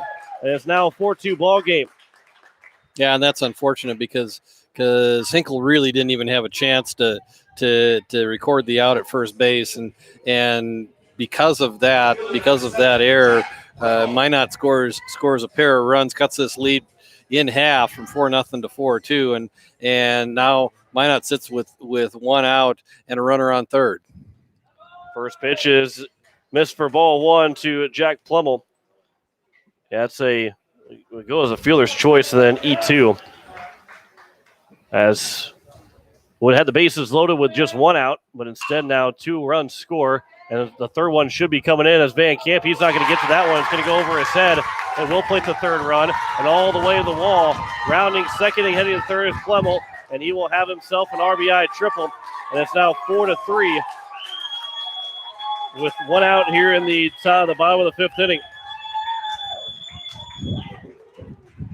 And Kersey Harris now will step to the plate, trying to tie the ball game up. Just 2 hits so far for Minot. That was just their second hit. They've got 3 runs now, as they're going to play back on the infield. They're succeeding the tie on a ground ball at any part of except for maybe the third base over at Keenels. First pitch is missed for ball 1. Harris, the cleanup hitter, he's 0 for 1, was hit by a pitch, and then popped out to Zabel in foul territory. And that will also close the book on A.J. Gaden for the day. 4 innings pitched, two hits. There's a field by Keenels. He'll throw home, and the tag will be applied by Hinkle. And that's the one spot where the ground ball was not going to score the run. And Plummel was thrown out of the plates, and now there's 2 down. And Keenels has gotten both outs going home with it, and has saved a couple of runs for Post 8, as Dylan Vigestead will come to the plate with 2 outs and a runner on first base. Yeah, and that's a big play, big defensive play from Keenholz at third and Hinkle at home to preserve this 1-run lead for the 8s right now. First pitch from Elliott Life is upstairs for Vigestead. He is 1 for 2, ground into a double play, and also had a single in the bottom of the 4th inning. 4-3 is our score here in the bottom of the 5th. 3 runs have scored in the inning for the Minot Vistas. On it, 2 hits in the inning. And as we were saying earlier, it closes the book on A.J. Gaden for the day. 4 innings pitched, 2 hits, 2 runs, both earned, 4 walks, 2 strikeouts, 65 pitches on the day, 31 for strikes. And he's trying to, or he's not trying, but he's hoping that Elliott Life gets out of this inning and keeps him in line for the victory. As it's a 4-3 lead right now for Post 8. 3-0 pitch will miss, and Vigestead will draw a 4-pitch walk. And that'll bring in the 8th man to the plate in Logan Merck here in the bottom of the 5th inning. Burke is 0 for 2. He's ended the second inning on a pop out to the second baseman, and he also struck out swinging back in the bottom of the fourth. The 2 strikeouts that A.J. Gayden had came back-to-back batters in the bottom of the fourth. First pitch almost hits Merck and missed low for ball 1. We were talking over lunch that we think, and maybe correct me if I'm wrong, John, but I think if Post 8 were to get to the championship game tomorrow, if things fall right for him, I think Colin Brueggemann would be available to pitch tomorrow, possibly. Runner is off for third to throw. Is it going to be in time to Keynoles? I don't know if he ended up having all control of the ball, but stealing third is Harris. And I believe you might be right. Actually, I don't know how many pitches he threw on Wednesday, if you want to check that for me real quick. If he threw less than that minimum required for 4 days rest, he would be available for the championship game tomorrow. 2-0 is the count as the wind is causing some havoc to the mics. The 2-0 from Life. Runner is off for second, came back to first was Vigestead. And it's a taken for strike 1, so it's now 2-1. Because that was on Wednesday. He would not be available. He threw 99 pitches on Wednesday, so Thursday, Friday, Saturday, he would need a fourth day of rest, so he would not be available until Monday. So you're looking at Lincoln Keynoles be available. Maybe Andrew Coverdale, who hasn't thrown. Cade Hinkle, who threw 1 inning last year. Maybe he's available to throw. I don't know if what Coach White and Coach Nas are thinking. Obviously, right now they say let's get through this game first. The count is 3-1 to the number 6 there in the order, and Logan Merck. Start to get some real. Will Van Camp would be available. He didn't throw enough to have 4 days of rest from Wednesday. That one's flown out towards left field, and Iverson will make the catch, and that will retire the side. Here in the bottom of the 5th inning, 8 men come to the plate, 3-run score on just 1 hit in the inning, 1 error, and 2 men left on base. We have played 5 complete. Post 8 leads Minot 4-3. You're listening to Post 8 Baseball on today's KCCR and today's KCCR.com.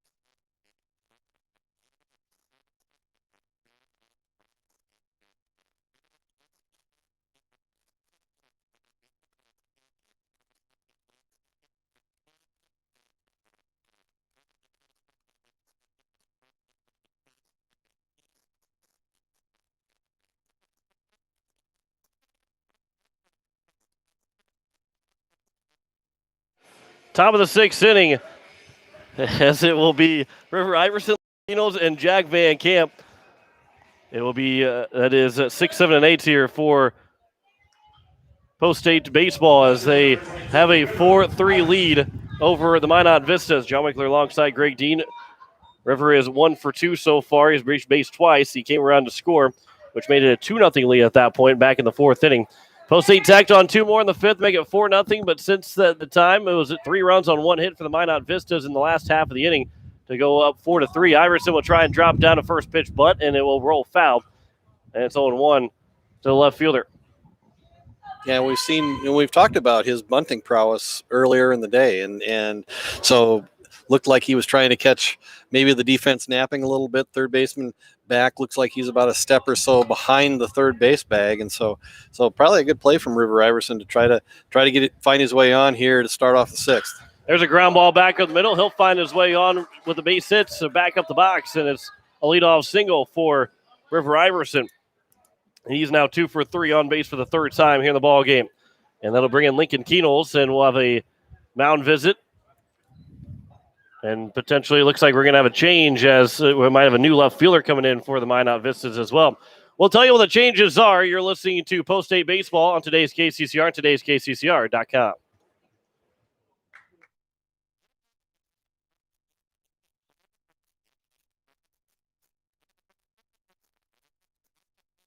Yes.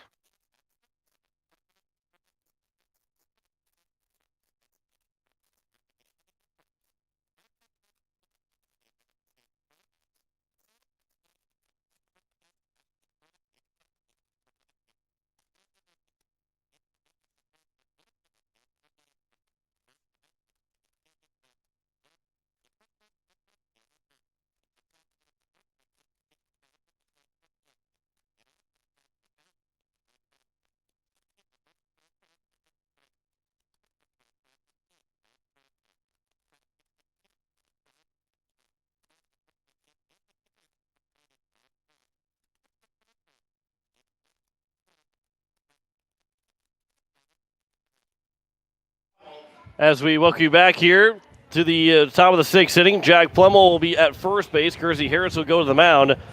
Talon Hebert is the new left fielder, and Watkins will be at third base. Left field for the Vistas, number 9, Talon Hebert. Heberts, I should say, is out in left field for the Minot Vistas.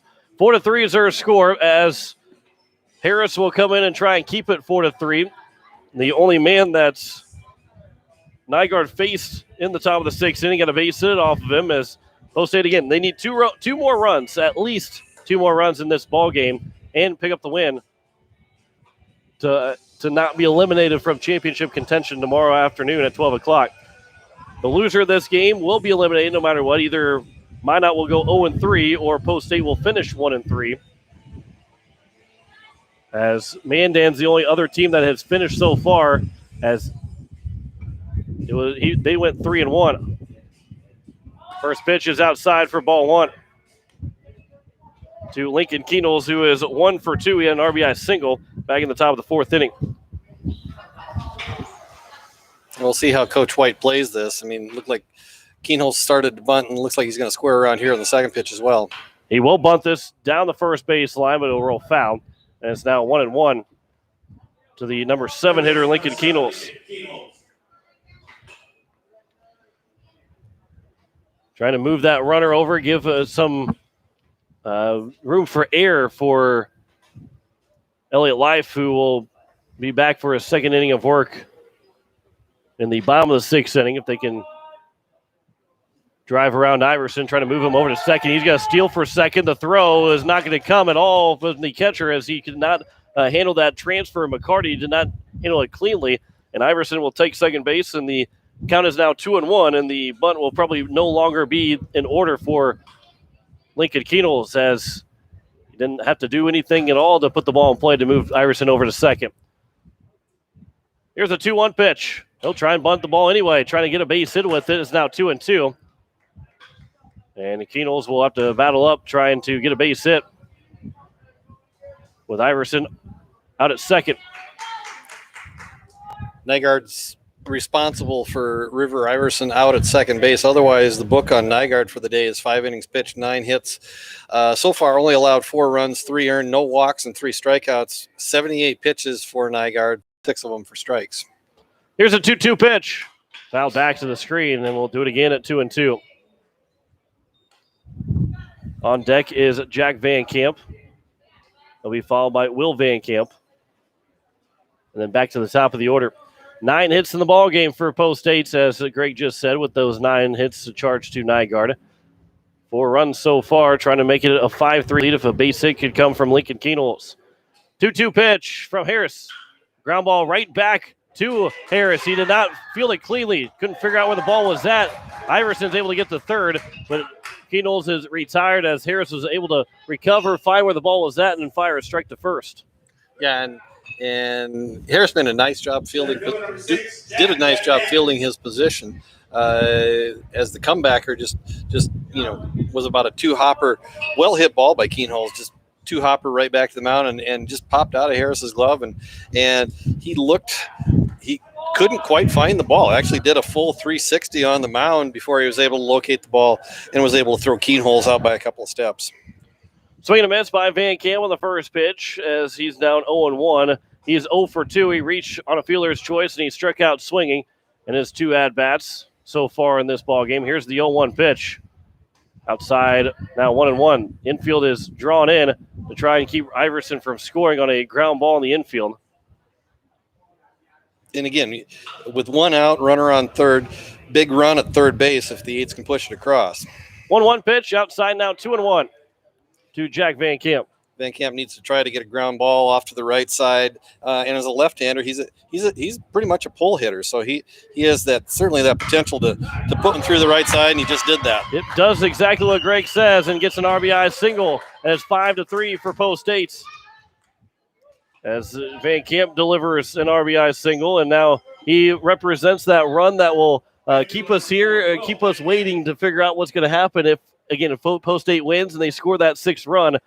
Post Eight will still be alive and a chance for a championship opportunity. Yep, and Nygaard ends up being responsible for 5 runs, 4 of them earned on the day. Will Van Camp will wait on the first pitch as Jack Van Camp will dive back in safely in the pickoff attempt. As now Post State has 10 hits in the ball game. Here's the first pitch to Will Van Camp outside for ball 1. Will Van Camp, he's 1 for 2. He struck out looking in the second and got a base hit in the 5th and came around to score, which made that a 4-0 lead, or 3-0 lead, I should say, for Post State. The 1-0 is over for strike one, now 1-1. As Harris and Will Van Camp battle. The 1-1. Ground ball right back to Harris. Throw to second for 1. Back to first. Is it going to be in time? No, it was in time, but the first baseman was off the bag. And it's now runner on first with 2 outs here in the top of the 6th inning. Yeah, and the throw came in high and kind of pulled Plemmel up off the base, and the umpire was very adamant that he was not in contact with the base when the ball was in his glove, and Plemmel tried to show that he actually thought that he was in contact with the base, and the umpire was not having anything to do with that argument, and the display did not last very long. So we're back to 2 outs. Will Van Camp is now standing on first base, and Coverdale is now at the plate. Yeah, probably a good idea for Plemmel not to have that, not to show too long. Just he showed, and the umpire said no, and went on from it. The 1-0 pitch to Coverdale's upstairs, now 2-0. And you're just kind of waiting for Andrew Coverdale to break out today. I mean, he's second game he's played in today, and just he's hit the ball, but he's not been in that hard line drive mode like that we've gotten used to over the last week to 10 days. And so you're really kind of waiting for him to just kind of barrel one up and take it someplace. If he could put one in the gap and let Will run for a while, that'd be a good deal for Post State right now. 3-1's the count to Coverdale. Yeah, just 3 hits so far in this tournament, as he went 1 for 4 last game. He's 0 for 3 so far here in this ball game against the Minot Vistas. 3-1 pitch. Van Camp is off, and it's going to be taken for ball 4, so it doesn't matter if he was tagged out or not. He is on second. Andrew Coverdale has reached base with a 2-out walk. And now Garrett Stout with a base hit could drive in that 6th run of the ball game for Post State, and that all-important 6th run. And then after that, once they get that out of the way, they just have to make sure that they win the ball game. Garrett Stout will step into the plate. The first pitch from Harris. Stout laces into center field. It's going to drop in for a base hit. Will Van Camp's going to try and score. The throw is going to be offline, and Will Van Camp will dive head first. He lost the helmet, but he does score, and it's now a 6-3 lead, and Post State has got that magic number of 6, and it's a 6-3 lead, and still threatening here with an RBI single from Garrett Stout as Andy Gordon will come to the plate. He's already got 2 RBIs in the game. Yeah, let's see if Andy Gordon can keep the hit parade going right now. If a hit here would certainly score Coverdale, and if it's far enough, actually might score Stout. And now wild pitch gets to the backstop, and so now the Eights have 2 runners in scoring position. So Gordon a base hit can make it an 8-3 ball game, as Harris will work from the windup now with the runners at second and third. Gordon will wait on the 1-0. Harris delivers, and it's at the letters for strike 1, and it's now 1-1. And every run that Post State tacks on now, that that chance of potentially, assuming they continue on and win this ball game, every run they tack on from here on out just makes that tiebreaker scenario a little more favorable and maybe a little more realistic for them. As Harris delivers the 1-1 pitch. There's a ground ball just past the mound, fielded by the shortstop. The throw to first is going to be in time, and he is retired. And Plemmel made sure he was on the bag over at first. And that's one that don't really want to show the umpire up too much, but the side is retired on the ground ball, recorded out. 2-run score in the inning on 3 hits for Post State. They had there were no errors and 2 men left on. We head to the bottom of the 6th. It is a seed for Post State. You listen to Post State Baseball on today's KCCR and today's KCCR.com.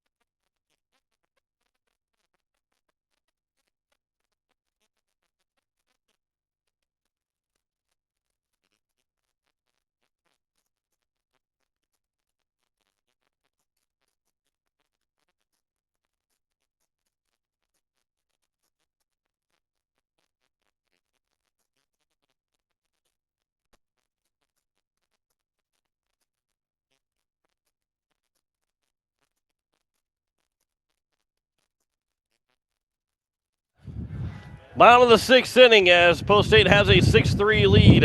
LA Live for his second inning of work will have to face 7, 8, 9. Watkins, McCarty, and Greek. Anybody gets on base, back to the top of the order for Chase Burke. As Calvin Watkins is 0 for 2, he steps to the plate. He grounds out to the first baseman in Zabel and also struck out looking. And there's 2 at-bats in the 3rd and 4th inning. Play here in the bottom of the 6th. 6 runs for Post State. They've got the 6 that they needed. Now it's up to winning this ball game. First pitch is low for ball 1. Yep, got to get 6 outs, 3 in the 6th, 3 in the 7th, and preserve this 3-run lead. Here's the 1-0 pitch. Inside 2-0. The 6 runs have been, I don't know if the Cardinals still do that anymore, but they would always have a deal if you score 6 runs, and if they scored 6 runs in a game, you'd have 50-cent sodas at a gas station the next day. 2-0 pitch. That one's now 3-0. There's one season around, let's see, I think it might have been the 2015 season when they won 100 games. They were scoring, it seemed like they were scoring 6 runs every single day. And so that gas station was always getting those cheap sodas. As the 3-0 is over for strike 1 and it's 3-1, they always had a commercial that go with it. And they talk about 6. It's a serious number. And now as we had to have 6 runs, that's what it took me back to. The 3-1 pitch is missed for a leadoff walk to Watkins, and that'll bring in Braden McCarty, the catcher who is 0 for 1. He drew a walk in his last at bat, and the courtesy runner for McCarty, he was thrown out the plate trying to score, but 2 runs came around to score anyway, and on Cade Hinkle's error. Elliott Live from the stretch, the first pitch. That one's fouled back, and it's 0-1. Yeah, and again, I think you just see Elliott Life getting just a little more comfortable as he's out there for his second inning of work, and just seems to have a little better command of the strike zone so far here in inning number 2. Pickoff attempted, and back in safely is Calvin Watkins. Trent Greek is on deck, the number 9 hitter. Bismarck and East Grand Forks will play next. Post State will have an eye on that one for sure, as long as they get the win here. That one's down the left field line. Is it going to stay fair? It's going to go foul, and it's now 0-2. Like I said, now with that run being that number at 6, if they win this game, East Grand Forks would have to shut out Bismarck to keep Post State an opportunity to be in the state in the championship game against Mandan tomorrow afternoon. And then East Grand Forks would have to lose as that throw gets somewhat away from Zabel, not far enough for the runner at first to take second. But then East Grand Forks would have to lose to Minot here in the final game of the day to allow Post State to be in that championship game against Mandan. So two things have to go right. One real big thing has to go right, and Bismarck not scoring a single run. The 1-2 pitch, that one misses low now, or excuse me, the 0-2 pitch misses low, and it's now 1-2. Minot being East Grand Forks is well within the realm of possibility. Just Bismarck being shut out by East Grand Forks is going to be really tough. The 1-2 pitch is a swing and a miss, and down on strikes goes McCarty, and that's the first strikeout of the ball game for Elliott Life. And that'll bring in Trent Greek, who has been on base twice with a pair of walks. He has scored and been stranded at third base in his 2 walks. First pitch from Live to Greek is upstairs for ball 1. Yeah, and you hit the nail on the head. Keeping a Legion team to throw a shutout at a Legion team is an exceedingly tough task. And so if Post State would happen to win this game, I would say the chances are slim, but it's like the old saying. I mean, there's 2 chances, slim and none, and so you just never know. I thought you were going to go with another quote, a pickoff attempt. You're going to go with the Dumb and Dumber quote. So you're saying there's a chance. So you're saying there's a chance. 1 in a million. Count is 1-1 here to Trenton Greek. Life will come set. Here is the 1-1 pitch. That one's fouled back and is now 1-2. We're kind of into the movie theme today, aren't we? I don't know what it is. We were talking about some drinks yesterday. Now we're talking about movies today. So something about baseball gets us. We're always in a good mood when it comes to talking about or being around the game of baseball. Absolutely. Count is 2-2 now to Trent Greek as that one misses side. Chase Burke is on deck as Watkins leads away from first. Hopefully Jamie Rasky is enjoying another lemonade today. 2-2 pitch misses low and it's out 3-2. He really likes those lemonades, doesn't he? He does. He's kind of a fan. But getting the summertime, it's always good for a nice little lemonade. 3-2 pitch. That one misses low. And then let's see, 1 out walk, and it's now first and second for Chase Burke. Not sure if we're on the same page of lemonades right now. I'm talking about the. You're actually talking about the sweet, nutritious drink. Wait a second here. I'm still not sure if we're on the same page. As Chase Burke, the first pitch to him misses inside for ball 1. He is 1 for 2. He flew out, or he actually lined out to a diving catch to Lincoln Keenels in the bottom of the first. Got a base hit in the third. Drew a walk in the 5th and came around to score. Pickoff attempt and diving back in safely at first is Trent Greek. Yeah, if Elliott Life can keep one down in the zone and hopefully he can throw a ground ball and let his defense help him out with a double play here with 1-0 count and 1 out here in the bottom of the 6th. Count is now 2-0 to the number 1 hitter in the order, Chase Burke. Watkins was the only man that did not come to the plates in the 5th inning as Hinkle will make his way out to talk with Elliott Life. Kind of calm him down and catch his breath. Count is 2-0. 6-3 is our score here in the bottom of the 6th inning.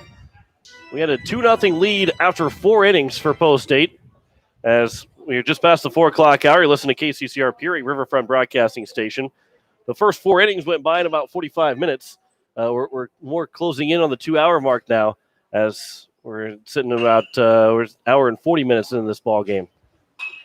Nearing an hour and 40 minutes, I should say.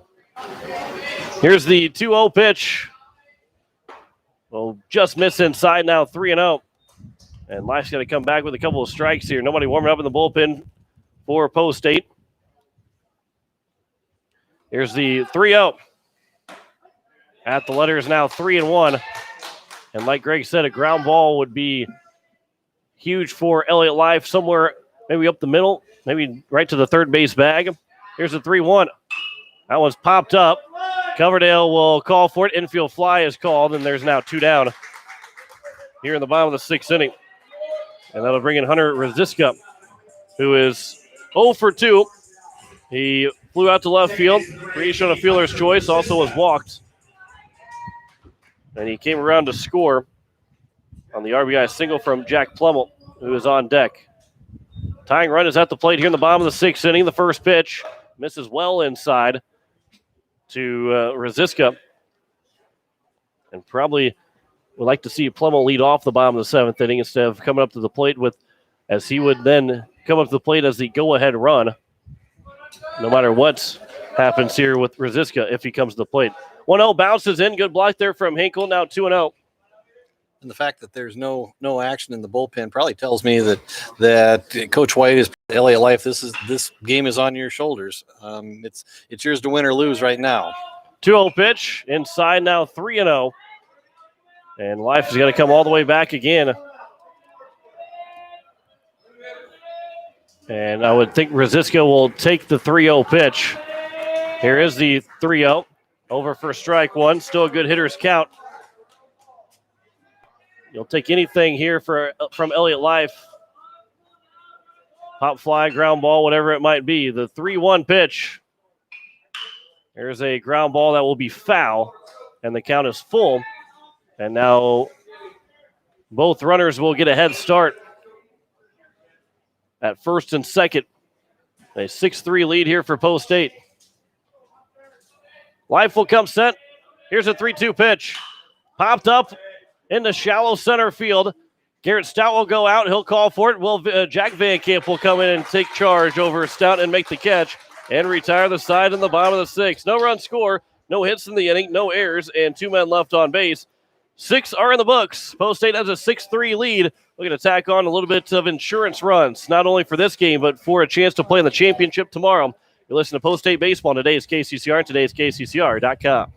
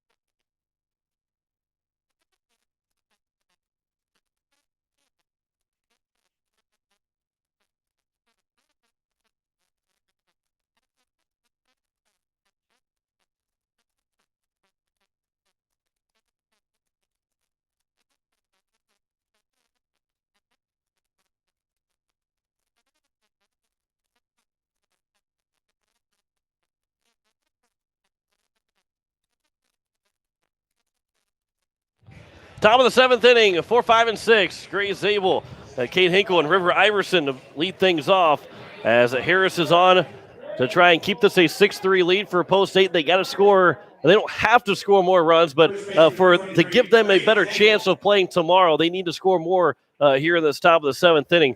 As it stands right now, Post 8 would need a shutout from East Grand Forks, and then any combination of less than 15 runs from East Grand Forks in the next 2 games. And Minot has to beat East Grand Forks to find themselves in the championship game tomorrow afternoon. First pitch is taken for a strike, 1 to Zabel. So every run that they go up, that's how many Bismarck is that can score, but no further. So if they score one more run, Bismarck can only score 1 run. So whatever the number is up there at the top of the 7th for Post 8, that's the runs that Bismarck can score and no more. Count is 0-2. That's an easy way to put it. That's an easy way to put it, yeah. You kind of become the Bill Nye the Science Guy of explaining the tiebreaker. Oh, I need my own theme song, own TV show. The 0-2 pitch upstairs is now 1-2. Oh, Bill Nye. I think you'd look better in a bow tie than he does, though. I have worn a bow tie before. Not that means anything, but just to say that I've worn it as fouled away as 1-2. Yeah, I think most people are going, really? You've worn a bow tie before? That's impressive. We never knew that about you. Yeah, I've worn them a handful of times with tuxedos, but that is absolutely the only time. I can guarantee you that. That is not a good look for me. The count is now 2-2. Might show up to the ballpark our next home game on Thursday. I might just show up with a bow tie next Thursday. All right. Don't hold your breath, but 2-2 pitch. They will chop it foul. Keyword is might. Might, yes. And there's not too much emphasis on the might. And wear a polo with the bow tie somehow and jeans. Real business casual there. 2-2 pitch. The 2-2 is back up the middle for a base hit, and Zabel is on to lead things off in the top of the 7th inning, as he is now 2 for 4 in the ball game. That is for Gray Zabel. I believe hit number 3 in the tournament so far. Actually, when you go back to it, that's only his second hit of it is hit number 3 of the tournament, as he's 2 for 4. Had last game off, did come in to hit, but he did not get a base hit. Cade Hinkle as a throw over, just back in safely as Zabel. Cade Hinkle's 0 for 3. You got one of those T-shirts with the bow tie painted on it. Could you wear one, something like that? I guess I could, yeah. Get the that's a real party shirt right there. That one's out in the left field for a base hit. Hinkle is now 1 for 4. Maybe we have to keep talking about a little bit of some party shirts, because we've got two hits to lead off an inning. That's what I was going to say. I mean, maybe the less attention we pay to the baseball game, the better the Eights are going to do. River Iverson will come to the plate. He's 2 for 2 so far. He's been on base all 3 times. And get those nice party shirts. We got some smoke out over the over the center field fence. You hope it's something innocent, but the way the wind is blowing today, Corbett Field is in a residential area of Minot, and so you kind of hope that again you hope it's nothing, but that's some fairly significant smoke over there. I wonder what that might be. As long as we don't hear any sirens, it's probably a good sign that it's something controlled over there. Iverson will try and bunt the ball. He'll miss it for the second time, and it's now 0-2. My dad texted me and told me to stop embarrassing him. I don't think that's how it works. That's how it works. I think I might be more embarrassing myself right now. It's just turnabout's fair play. I mean, part of a parent's job description is to embarrass their children. So now it's my turn to embarrass him. The 0-2 Exactly. pitch is a swing and a miss, and Iverson goes down on strikes. And there's one down here at the top of the 7th, as he's now 2 for 4. And they'll bring in Lincoln Keenholz, who is 1 for 3. He went out to the left field bullpen to warm up, didn't stay out there very long, as he is now up to the plate. I guess to say, take that, Dad. That's for all the years you've been embarrassing me. First and second here with one down. First pitch from Harris is outside for ball 1. Yeah, it'd be really key for Lincoln Keenholz to at least move the runners upright here. Base hit would likely score Gray Zabel from second base.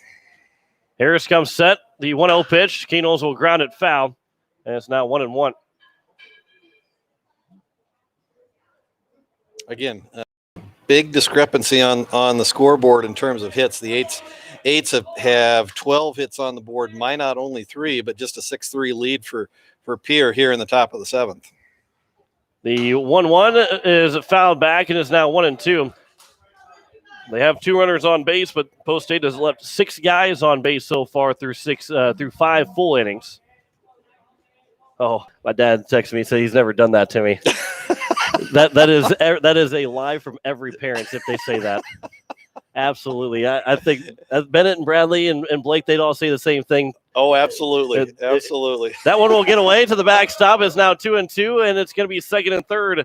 And a base hit could draw 2 runs in from Lincoln Keenholz if he gets a base hit. And there's a small sadistic evil part of me that, garners some level of joy in embarrassing them in specific situations. Right. Count is at 2-2. Usually when there's nobody around. The 2-2 pitch. The inside corner taken for strike 3, and back-to-back strikeouts from Harris has now got Jack Van Camp to the plate, and he has to get a base hit and drive these 2 runs in. I will tell you, they do not appreciate my humor from time to time. See, and I appreciate the humor that you bring to the broadcast. Well, thank you. I'll if you could share that with all 3 of them, I would appreciate that. First pitch, swing and a miss by Van Camp. Third party validation is always good. That's right. And you're validating right now that I'm not truly embarrassing myself or my dad on the radio. Exactly. The 0-1 pitch to Jack Van Camp. That one is out towards left field. Going back on is the left fielder in Hebert. He'll make the catch, and Post State fails to score after getting the first 2 guys on base. to open up the top of the 7th inning. No runs, 2 hits, no errors, 2 men left on base. That's a 0 on the scoreboard, so Post State has to get the win, and then it'll have to be a shutout from East Grand Forks on Bismarck to keep the Eights alive for the championship on Sunday. Back in a minute, you're listening to Post State Baseball on today's KCCR and today's KCCR.com.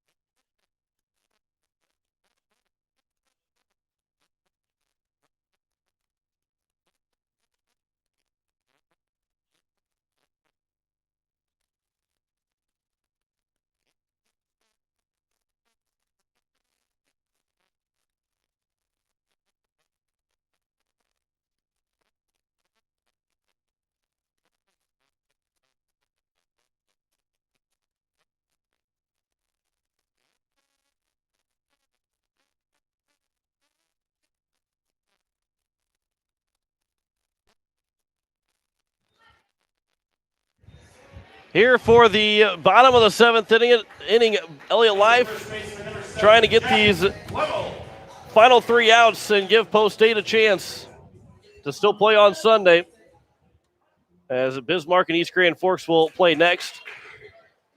3, 4, and 5. Jack Plummel will lead things off. First pitch to him is over for strike 1.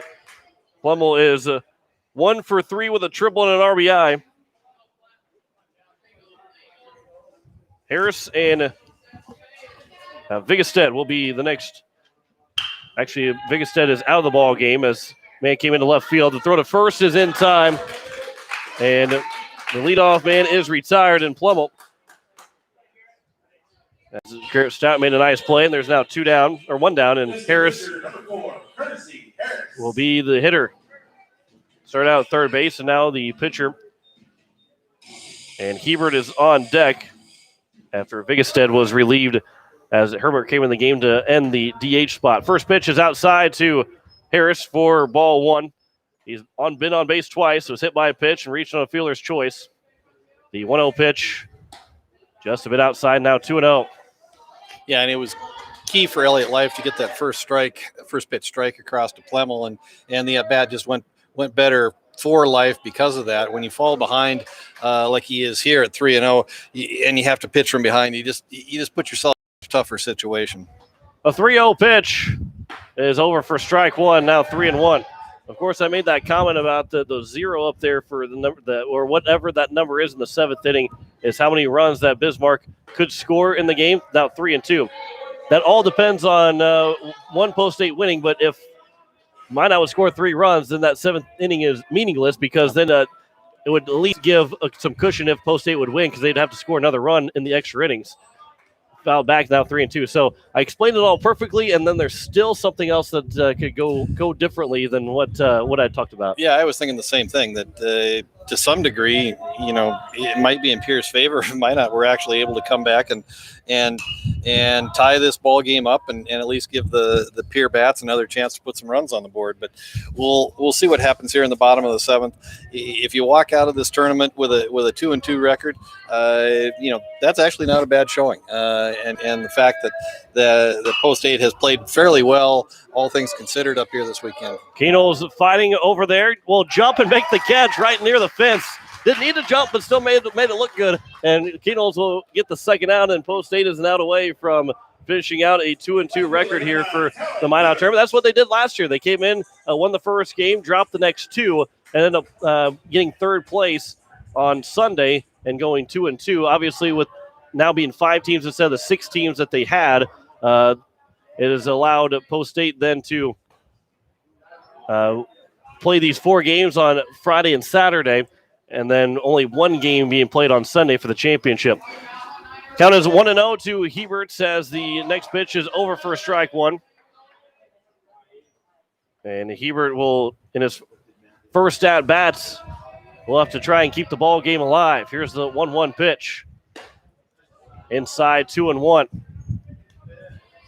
And if he can if he can finish this final out, AJ Gayden gets the win, and Elliot Life would come on and pick up the save.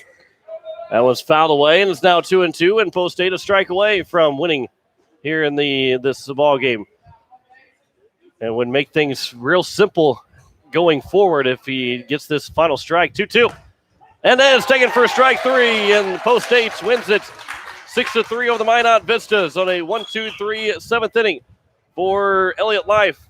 6-3 is the final score. We'll come back in 2 minutes, wrap the afternoon up for Post State, and break it down exactly what needs to happen for Post State to play tomorrow afternoon. You're listening to Post State Baseball on today's KCCR and today's KCCR.com.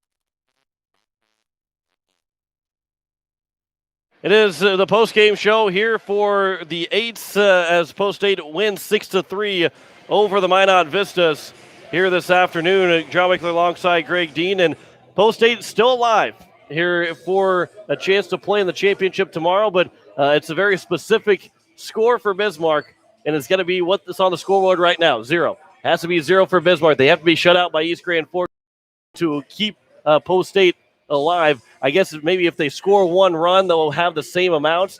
And then I don't know if then what happens with that. If they have the same, then it goes by runs allowed, which Post State allowing what I have to go back and do the math. So I guess I'd have to take my shoes off because I know it's more than 10. The easiest scenario is Bismarck will be shut out. If they score one run, Post State's basically out of contention. If Bismarck wins the game, no matter what, Post State is done. But there's still hope if Bismarck gets shut out in this game, and then Minot beats East Grand Forks for them to play tomorrow afternoon. Yeah, so the likelihood of Post State playing tomorrow is fairly small, but you know, back to our Dumb and Dumber movie reference. You're telling me there is a chance, and there is a chance. So we'll see what happens. You know, and again, you know, while I know that Coach White and Coach Nas are certainly wanting to compete and wanting to win as many games as possible, I think they would tell you that coming up here playing 4 pretty good baseball teams and coming out of here with a 2-2 record and giving everybody on the roster an opportunity to get some work. I think they have got to feel pretty good about this weekend. So I will say this: the lowest score possible. If Bismarck scores one run, East Grand Forks has to win 3-1 to push them with 20 runs given up in the game in the tournament. So it has to be either a shutout or at least a 3-1 win for East Grand Forks for Post State to stay alive. And then of course East Grand Forks cannot score more than they cannot score 15 runs in these 2 games. to still have a chance if Minot beats East Grand Forks in that second game. So 3-1 or a shutout from Bismarck will allow Post State to have a chance going into the final game of the night to stay alive to play in the championship tomorrow. So we need an East Grand Forks win and a pitcher's duel is what you're saying. Absolutely. Well, yeah, absolutely. At least, that East Grand Forks can score 4, 5, 6 runs just as long as they don't score 15 in the next 2 games. That's all. That's all that matters. Yep. So we'll try and write that out. Maybe take a screenshot of that and post it on Facebook and Twitter of what the scenario is for Post State to make the championship tomorrow afternoon at 12. But about this game, A.J. Gayden had a good performance from the first 3 innings, and then first 4 innings, and Elliott Life finished the job and got the save for Post State. Yeah, and again, give a lot of credit to both of those pitchers. I mean, a couple of guys who coming in collectively had only thrown 4 innings between the 2 of them, and they came up and did exactly what the coaching staff was looking for, which was not only win the ball game but eat some innings and put Post State in a situation where, like we just talked about, they've got an opportunity to potentially, even though they lost 2 games up here this weekend, potentially put themselves in a situation to contend for the championship of the Heilman Performance Invitational Tournament. Yeah, and that's what you want to see. Come up here and compete just like they did last year. Didn't play the championship, but end up going 2-2 on the weekend last year. At least we'll finish 2-2 here this weekend, and gives themselves a chance to play in the championship tomorrow afternoon at noon if things go perfect for the next 2 games for Post State.